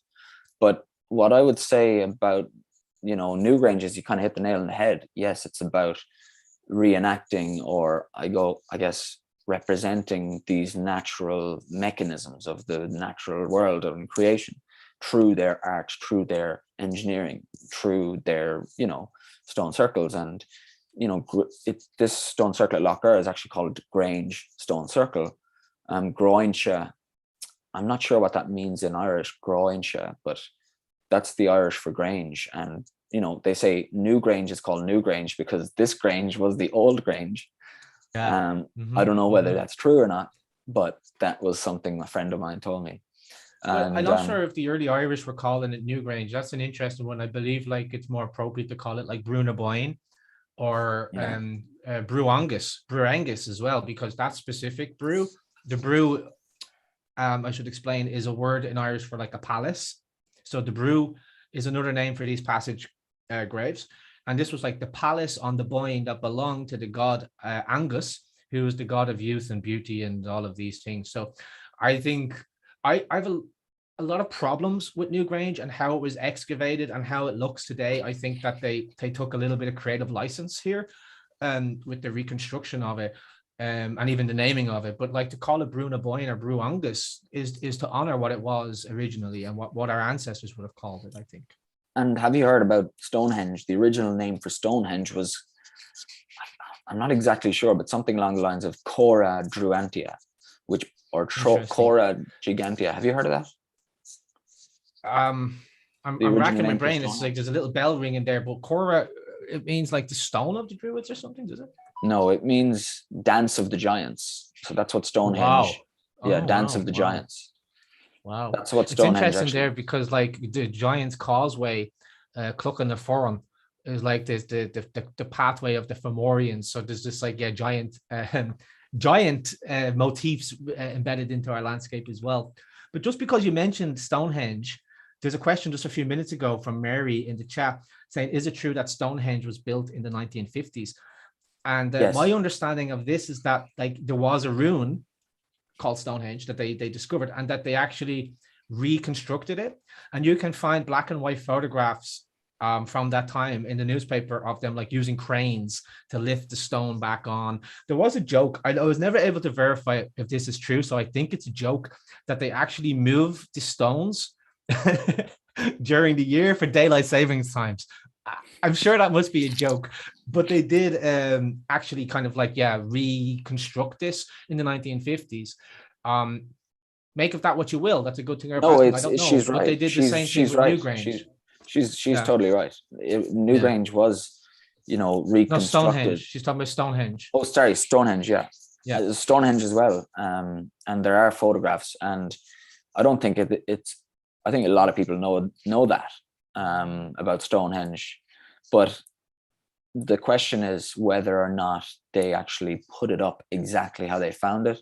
If they did archaeology and placed the stones and like measured the trenches of each stone and perfectly put it back in place, you know, I don't know the ins and outs of it. And with Newgrange, you know, how much did they change? How much did they affect? Is it just the exterior? There's a similar... I might make a quick comment on that, and I don't know if this is true, obviously, because we're going back a long time, but if people can get a picture of Newgrange in their mind right now, or go and Google it so you're looking at it, you have this like this mound, and around the outside wall, the perimeter wall, it's like white stone. And I've heard a theory that when they found this stone, it wasn't making up parts of the walls, it was like actually on the ground around the Newgrange. And that when the archaeologists went in and started digging this, they said, they must be part of the wall. So they did that, they made it part of the wall. But I liked this theory that suggested that no, this was a path that went all around the perimeter of Newgrange, made of quartz crystal, white quartz crystal. And, you know, people would understand that quartz crystal is an interesting stone. It's used in technology. It has the ability to hold information and memory. That's why we have quartz in watches and so on. It's a very interesting stone. And that the idea would be that you would be crossing over this white quartz pathway and kind of crossing over the threshold into the other world by walking over this path. Now, I don't know if that's true, but what I do believe is that the reconstruction of Newgrange, they took a bit of creative license with that as well, in the same way that they probably did with Stonehenge. Yeah, absolutely. And when it comes to Lough Gur doesn't escape from this conjecture either, but it's important. When you're studying these things, obviously your heart wants to make these connections, but you have to keep yourself disciplined, and you have to say, no, let's find real evidence and let's read everything, even the things that we don't necessarily like. We kind of have to consider everything just to be objective, and that's what I've tried to do with Lough Gur as well.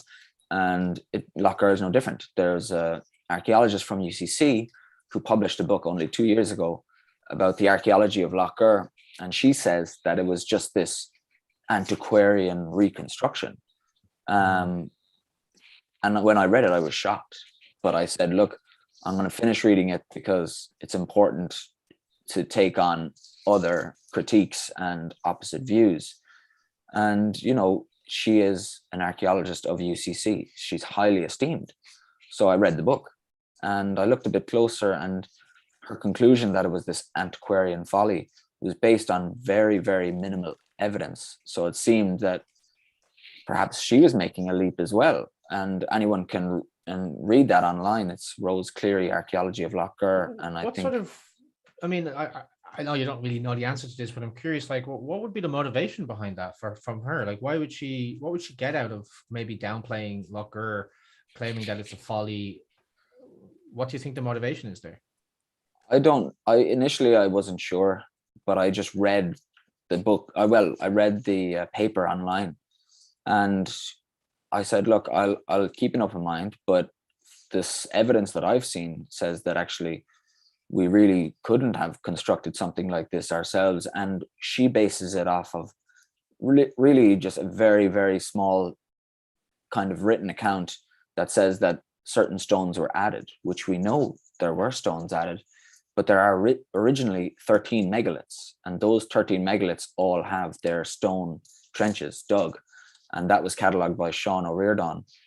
And then to come along and based on this small written account that only said that stones were added, and then to come to this wild conclusion that actually the whole thing is this folly, you know, that for me was a leap. Maybe people think my work is a leap, but I guess it's up to everyone to make up their own mind and consider all different options.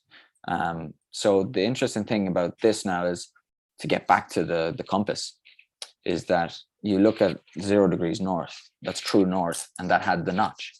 Then you look at south, and this is 180 degrees south, and it had the solar and lemma in the stone.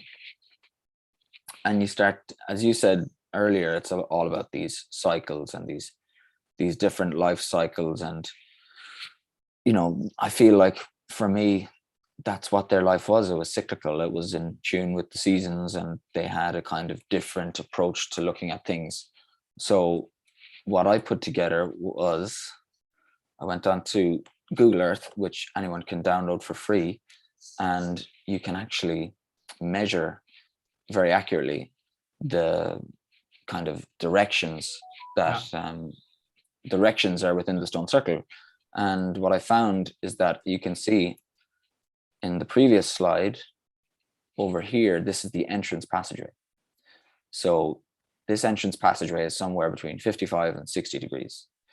And I said, okay, this isn't conclusive. This compass isn't conclusive because it's not like 100% accurate.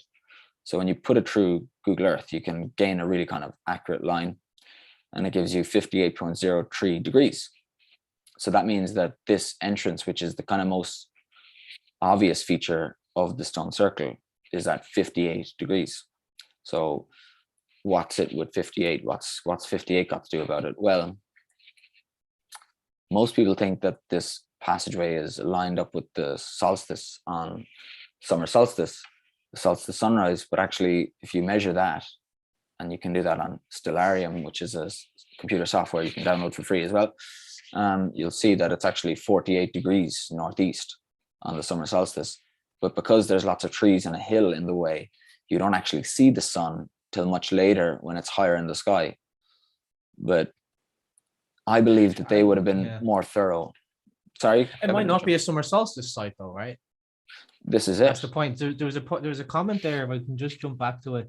I wonder from N. Hewson, I wonder if this stone formation also has a 19-year moon cycle within its build, as the outer wood henge of Stonehenge does.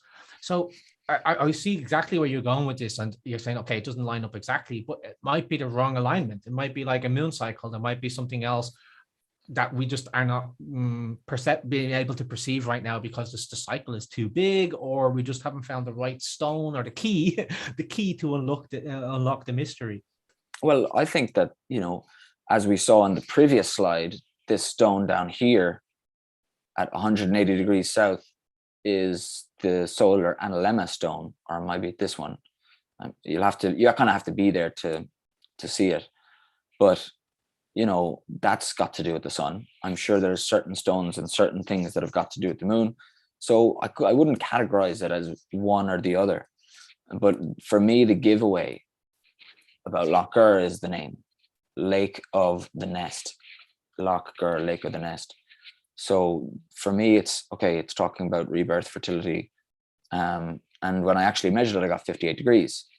And 58 degrees randomly was when the summer solstice in June was actually Venus rose at 58 degrees, which was really interesting because it doesn't happen. Say a bit more on that. Say a bit more on that. You're going to a bit more detail on that because that's interesting. So that is interesting because, it's generally locally, and anyone who goes there will say, yeah, it's summer solstice. But I discovered that on the 21st of June, 2020, Venus actually rose on the horizon line at 58 degrees, and it rose 2 hours before the sun.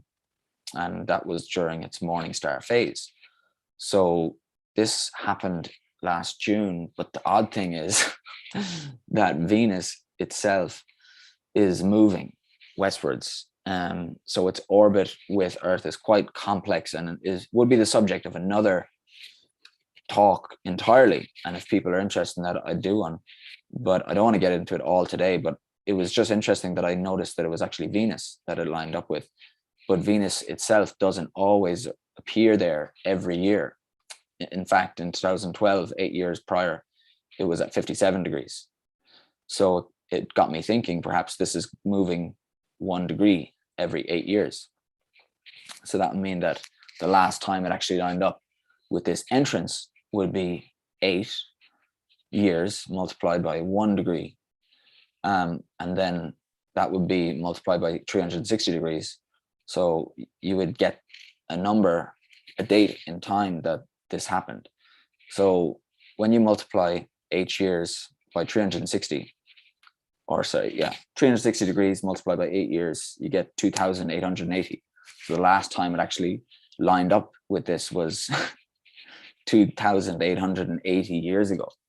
Now, what does that mean? Did they build it for that time? I don't know. Or they say they say the actual circle itself is 6,000 years old, so built before the pyramids, built before.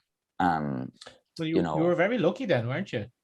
I was very very lucky to spot that. To catch that. I mean, we're kind of dancing around ideas here of like serendipity and, you know, consciousness and connection to like wisdom that's there in the land and it's in our blood and so on. And like, you know, I think people might say that there are no coincidences, and you find yourself living in the area that you live, being the type of person that you are, attracted to these ideas and researching it, and you just so happen to be looking at it at this time in 2020 when coincidentally there's a Venus alignment.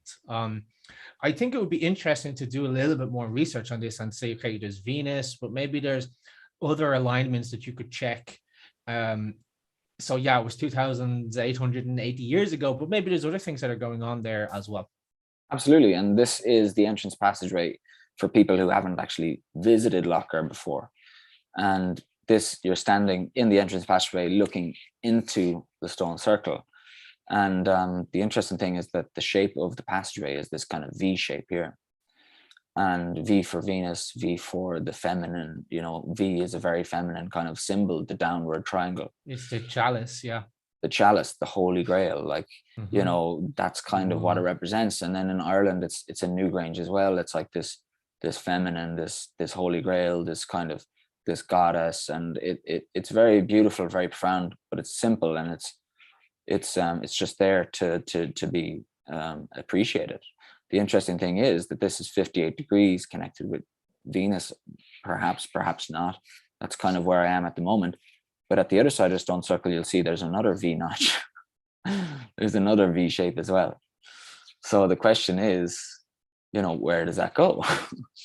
And your man, one of the questions in the chat was about the moon.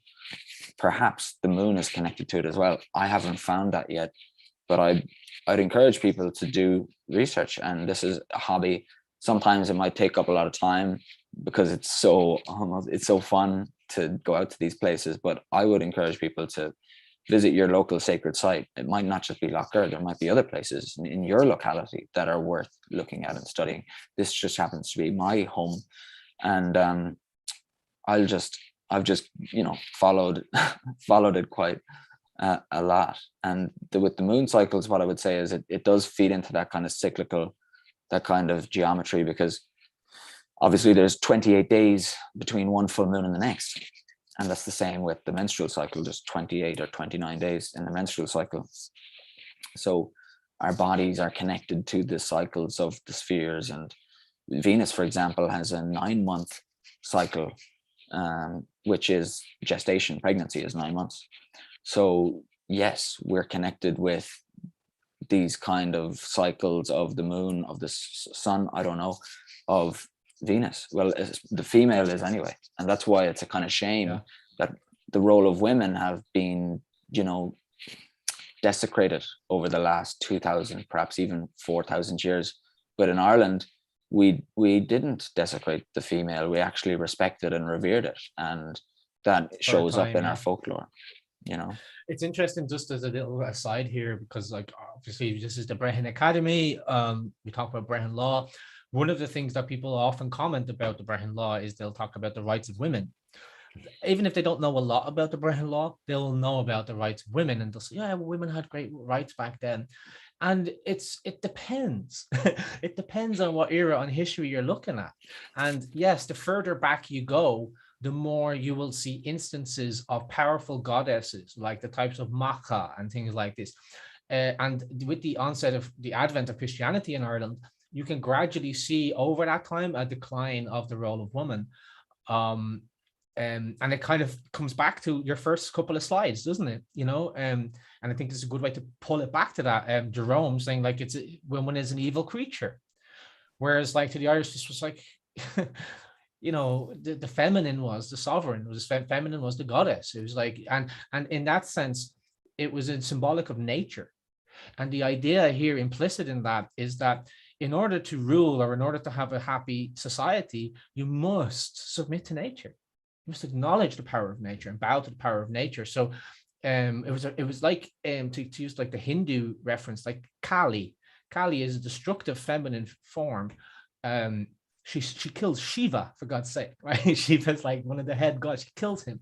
So there's this idea of like the pure, raw, unadulterated, powerful, destructive feminine energy as well. And this does not talk about women. You know, I'm not talking about women here. It's just an potential energy, unmanifested state. So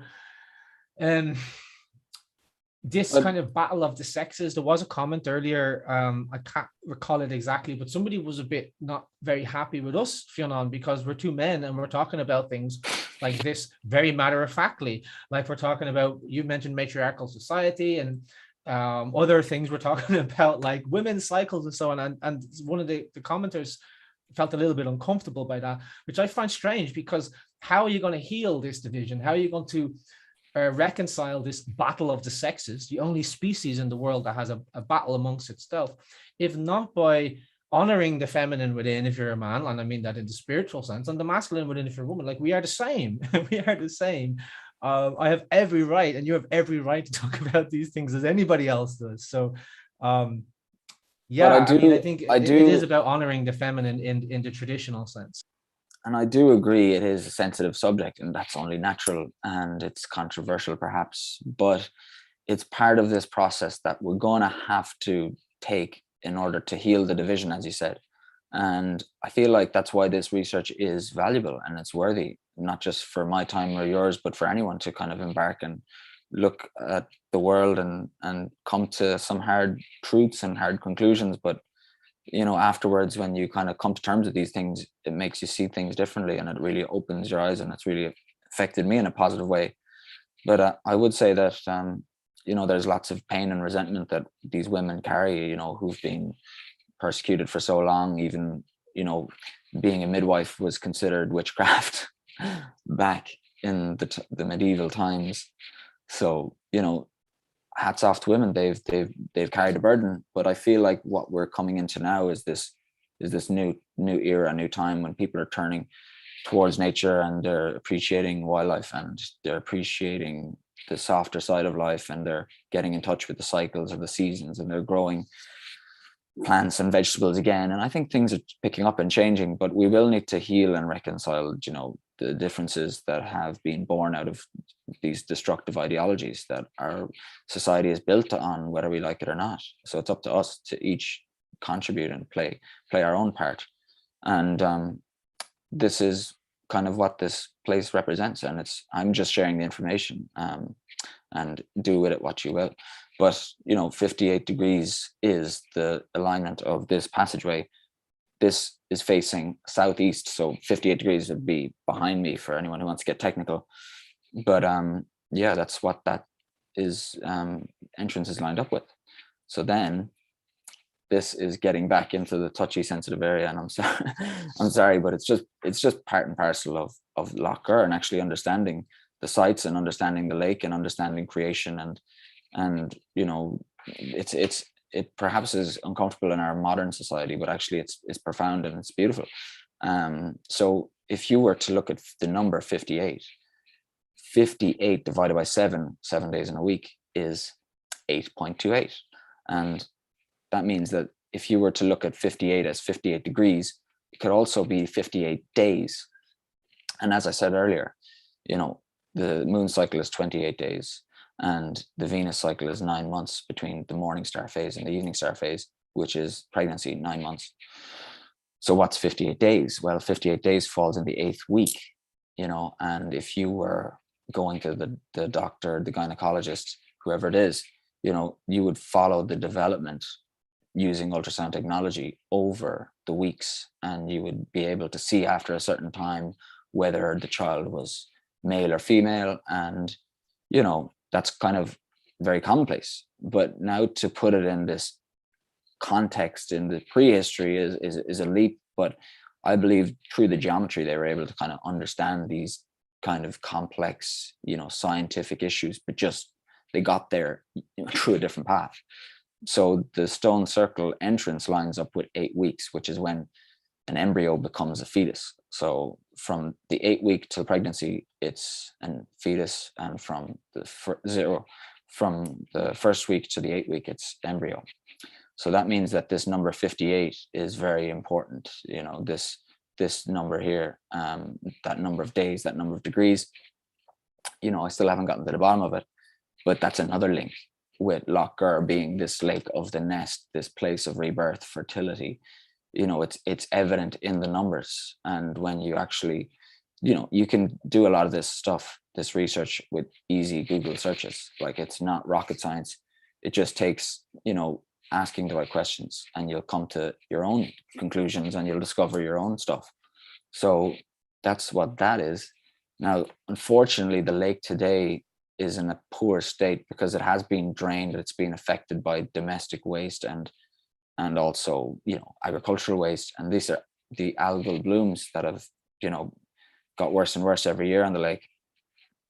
So for me, it's like, it's really a call to action when you learn about these places and you learn about, you know, nature, the natural world. You kind of get a lot more sensitive to pollution, and you kind of become aware of these things, and you realize that actually we have a duty and obligation to push for improvement and push for change and progress and growth. Yeah. And I'm using this information as a kind of vehicle to get people to join the conversation and to, you know, learn, because it helps you to see things differently. And then I'm advocating for the lake to be, you know, properly cleaned up and looked after. And this is the mass rock in the next field. And as you can see, the fields have been kind of ripped up. And, you know, farming has always been an integral part of Irish life, but with the new economy and these industrial, you know, max profit maximization models, it's actually not really in harmony with the cycles, and we're trying to get as much out of something as we can. And that's why this contrast between this ancient philosophy and the philosophy and ideology that influence our society today is a very important comparison to make. And there's things that we can actually learn that will that will help inform how we behave, how we shop, how we, you know, live our lives. And, you know, that's for me what I've been working on, trying to get that information out there. So just a couple of things from the comment box. From I can't say your name, Themo Starfro. You're a strange YouTube name. He said 58 equals 13, which equals 4, which is the number of order, system, and laws, which is another way. I mean, I'm just sharing that with you because it's another way that you might consider interpreting some of this is in the, what do they call it, like numerology, gematria, like condensing numbers down into smaller numbers and seeing if there's messages in that. And I have to correct myself. Hazel was the lady who commented. Apparently I misinterpreted the comment. She wasn't saying that it was a bad thing that we were talking about it. She's actually like impressed that we were speaking about it so matter-of-factly. So I just want to clear the record on that. Thank you, Hazel. I'm sorry for misinterpreting your comment. And I take the compliment. Thank you very much. Well, that's great. That's a relief, because I really don't know how the audience are taking this on. Oh, they're loving it. It looks like they're loving it. That's great. Yeah. That's fantastic. I'm really, really happy to hear that. And it's had a really positive impact on my life when we're infected with all this negativity in today's world. It's nice to have this kind of escape and to have this information that's really beautiful, and it really makes me feel happy. It gives a new meaning to my life. And I want to just share that feeling with other people through the information. And I hope that they can, you know, take something out of this, no matter how skeptical or open they are, and kind of copy and paste it into their own work, their own lives. But what I would say is, I can really relate to myself. I think that's like, you know, the essence of why this thing called the Brehon Academy actually exists. You know, I totally share the sentiments. I think we're kindred spirits in that regard. And I could sit here and talk to you all night, and we do often have like very long conversations, and that's great. But I think it might be time to start bringing it into land. We don't have to wrap it up straight away, but I think it's a good time to start bringing the conversation into land. I started with the 5 punt note, and I'll finish with the 10 francs note, which is the old French francs, the old currency of France. Ireland, we had the punce, we had John Scotus Erigena, and then this is a famous French philosopher named Voltaire. And his famous quote was, "Il faut cultiver notre jardin," which in French means one must cultivate, or we must cultivate our garden. And, you know, this was the guy who inspired the French Revolution. This was one of the main Enlightenment writers. That's why he was on the French currency. He's such a massive figure in French literature. Voltaire was actually his kind of alias, because if the church or state found out who was writing these things, they would have, you know, went after Voltaire. So he had to go by this Voltaire name, and he had to have his own printing press to get the information out there. And it resulted in 1789. It contributed to 1789, which was this Enlightenment, and then the, you know, democracy coming into France, which then influenced America and the American Revolution and all this kind of thing, and then influenced Ireland as well. And it kind of started with, you know, this new way of thinking and this new way of, you know, informing the culture. And I feel like referencing the garden, cultivating our garden, you can see it as cultivating yourself, cultivating your community, or just looking after the environment. And I feel like that's what the Brehon laws and your mind and your mind. Absolutely. Keeping yourself, yeah, in good spirits. And, you know, you are what you eat, and, you know, the media that you consume becomes part of who you are, just like, you know, what food you put into your body, what content you consume in this digital age also makes an effect. And I just feel that getting in touch with nature is beneficial, and gardening and actually enacting these things, and planting trees, and realizing that you have to plant the trees in winter and you can't plant them in the summer, and you have to collect the acorns in the fall, and all this. And it's just getting, and knowing which plants go together, and you plant the potatoes with this other plant because the pesticides of the pests that this plant attract are good for the potato plant. And they had this very kind of, it's a knowledge that was built over thousands and thousands of years, and, you know, it can be lost in just a single generation. That's why this sort of information is so important to create this. I like to use the phrase like creating neural pathways. When you speaking to a particularly Irish person, because we're speaking about Irish concepts here, I guess it could be relative to everybody, and you create this through your language, this sort of like emotional spark, this kind of connection that happens in their brain when they kind of all of a sudden realize, oh wow, I'm ancient, I come from an ancient line. And creating those neural pathways, because once that connection is kind of made in the brain, it's much easier to go back there, right? And to, when you go out and look at your landscape again, it's like you can look at it with fresh eyes when you allow yourself to see. Yeah. Well, I think that's where I'll finish. But the funny thing was that when I was putting together this PowerPoint presentation, I was rushing. You were having technical difficulties. There was people waiting in the live stream. It was a bit stressful. So I was trying to put the Irish word for finished, or the end, in the last slide. And the D, the capital D, I wanted to put into the old Irish script in a different font, and the computer froze. And like the program almost crashed on me, and this appeared and I couldn't change it. And I just left it because I was in a rush. But look what it says, era. Isn't that just beautiful? Yeah. And that's part of the process. When you start doing your own research, you discover things, and serendipity, amazing, and it's part of it. And it's just a really fun journey. And I would encourage people, like, it's just like a hobby, like a sport, whether you play music or play sport, you know, doing this kind of research with the amazing volumes of content that are available on the Brehon Law Academy podcast, and also just across, you know, various different resources, including word of mouth, libraries, the internet. It's just an amazing process, and I'm just glad that I kind of started doing it, and I'd encourage people, other people, to do it, and contribute and work together and share information with each other. And I just want to say that this is the first live stream that I've done, and it's by far the longest video that we've ever done, and it's been an absolute ease, and so easy to do this.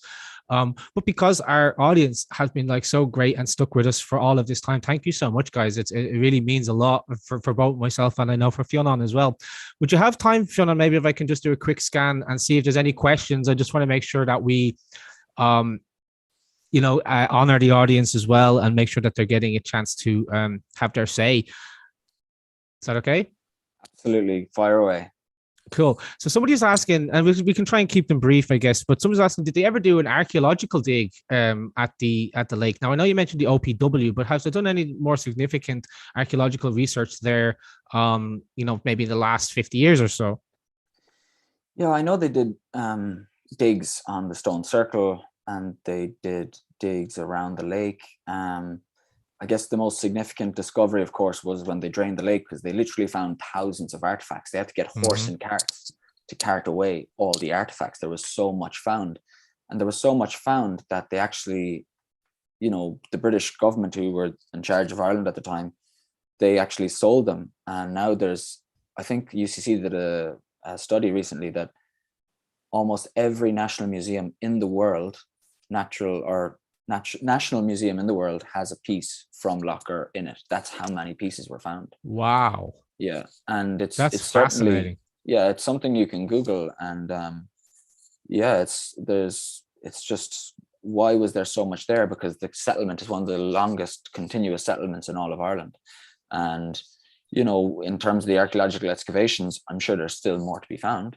But I hope that we come to a mature stage in Ireland where we can actually have a system of archaeology that's both respectful but also open and not burdened by bureaucratic red tape. So I'm sure there's more to be found, but you can Google all this as well, by the way. Yeah. Jared O'Dwyer is saying that he grew up close to Loch Gur. The lake, the woodlands, and the highlands surrounds have a haunting magic. So much history, so many legends. It's a very special place. And then Taz Keefe was asking, is Loch Gur the womb of Ireland? Perhaps, I'm not this kind of, what would you say, authoritative source, but I'm just like an independent researcher like you, and you're open to come to whatever interpretation you want. I've heard people saying like Ireland is the heart chakra of the world and all this, but me, like, I would be skeptical, and I would need like banks of evidence to even put something out. And I think people should ask these questions. And in terms of Loch Gur, whether it's the womb of the world, I think it's definitely a very, very important place when you look at its positioning. But I do have like more information on that side of things. But I guess we'd probably need a part 2 to go into that. Go into that another time, I think. Yeah. So I just had a quick scan. There's not really any other questions jumping out at me there, but like there's a lot of comments of support, Fionán. People are really happy and they're really grateful for you for sharing this information. People are asking like, how can they get in contact with you? How can they like learn more about your work and so on? I guess I'll be down there at the winter solstice. Like, I'm not sure what day we're going to be there yet, but a few friends of mine who've also contributed their ideas and their research, who've helped me with a lot of this, they're going to be there on the winter solstice. And although Loch Gur may not be directly connected with the winter solstice, these equinoxes and the winter solstices and various alignments, it's important just to be in these places and just reconnect regardless, just to do something on those days and be aware of it and be in tune with the cycles. So if anybody wants to get in touch, I guess I'll meet you at the Stone Circle sometime. We'll probably bump into each other. It's funny because somebody put a comment earlier. It's like, I'll meet you here at the beginning of the next cycle. And like, don't be late. Like, so there you go, guys. You have an open invitation from Fionán there to go to Limerick, to go visit Loch Gur on the winter solstice, 21st of December. Sure, it's going to be very warm and cozy, but there's an opportunity for anybody who's interested. But what if I wanted to get in contact with you, Fionán? Is the best way like reach out to you on Facebook or Telegram, or what do you think? See, it's a weird one. You can add me on Facebook or whatever. I'm very open, and you'll probably find some other information about what I do outside of this.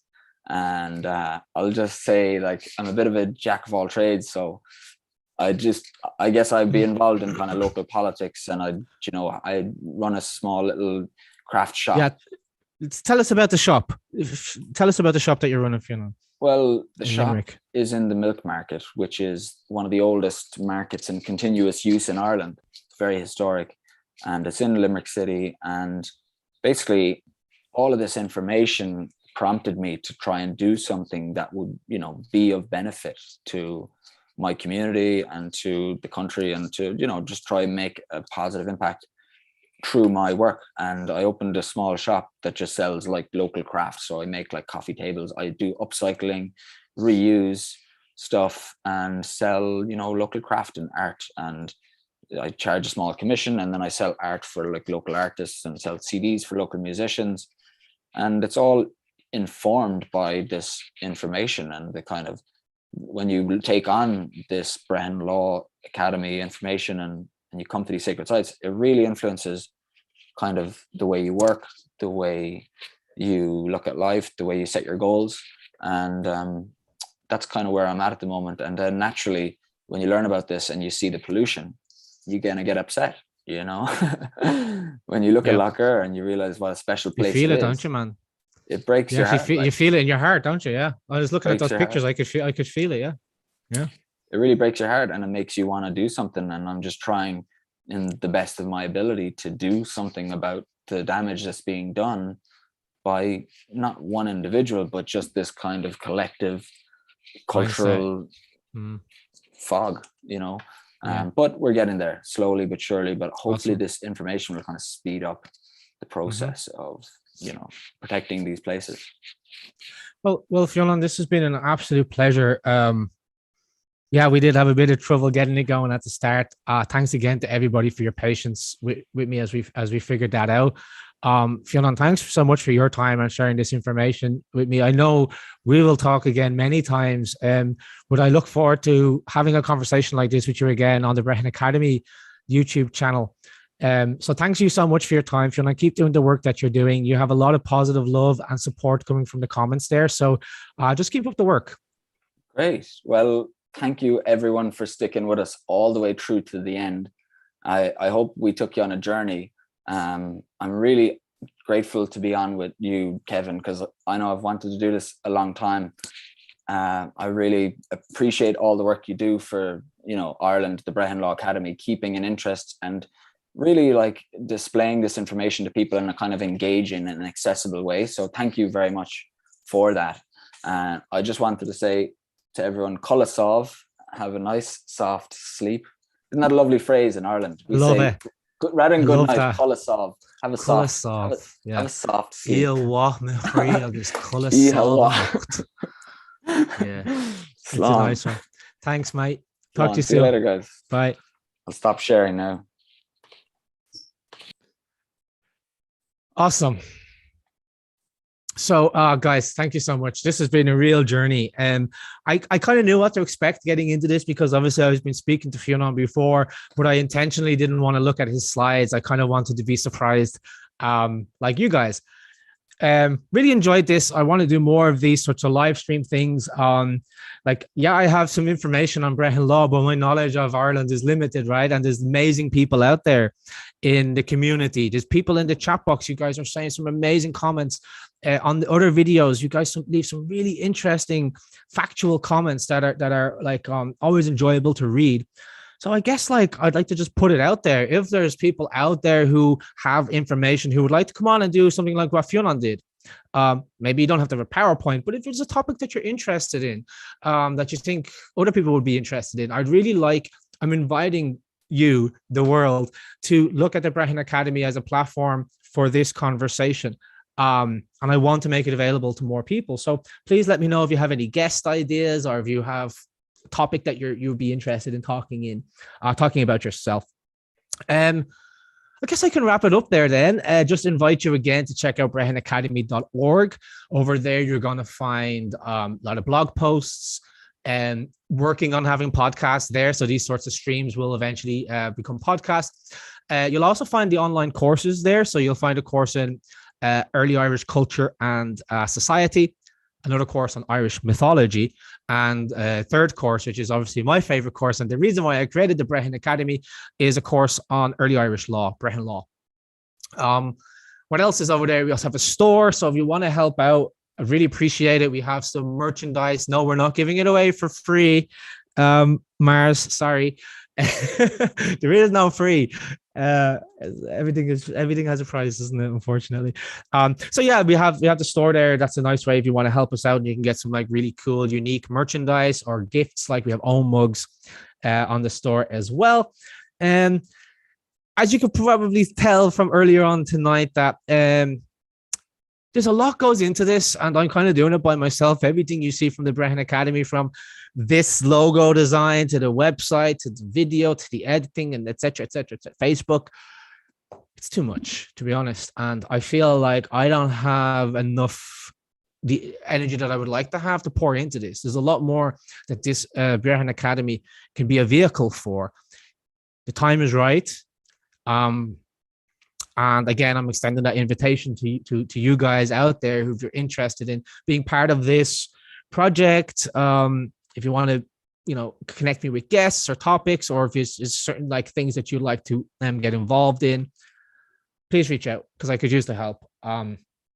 So what next? Next up, we have a couple of videos in the pipeline. If you go over to to my YouTube channel, you'll see that there's a couple of videos already scheduled. Coming up soon. I think we just had one recently on the statues of Kilkenny.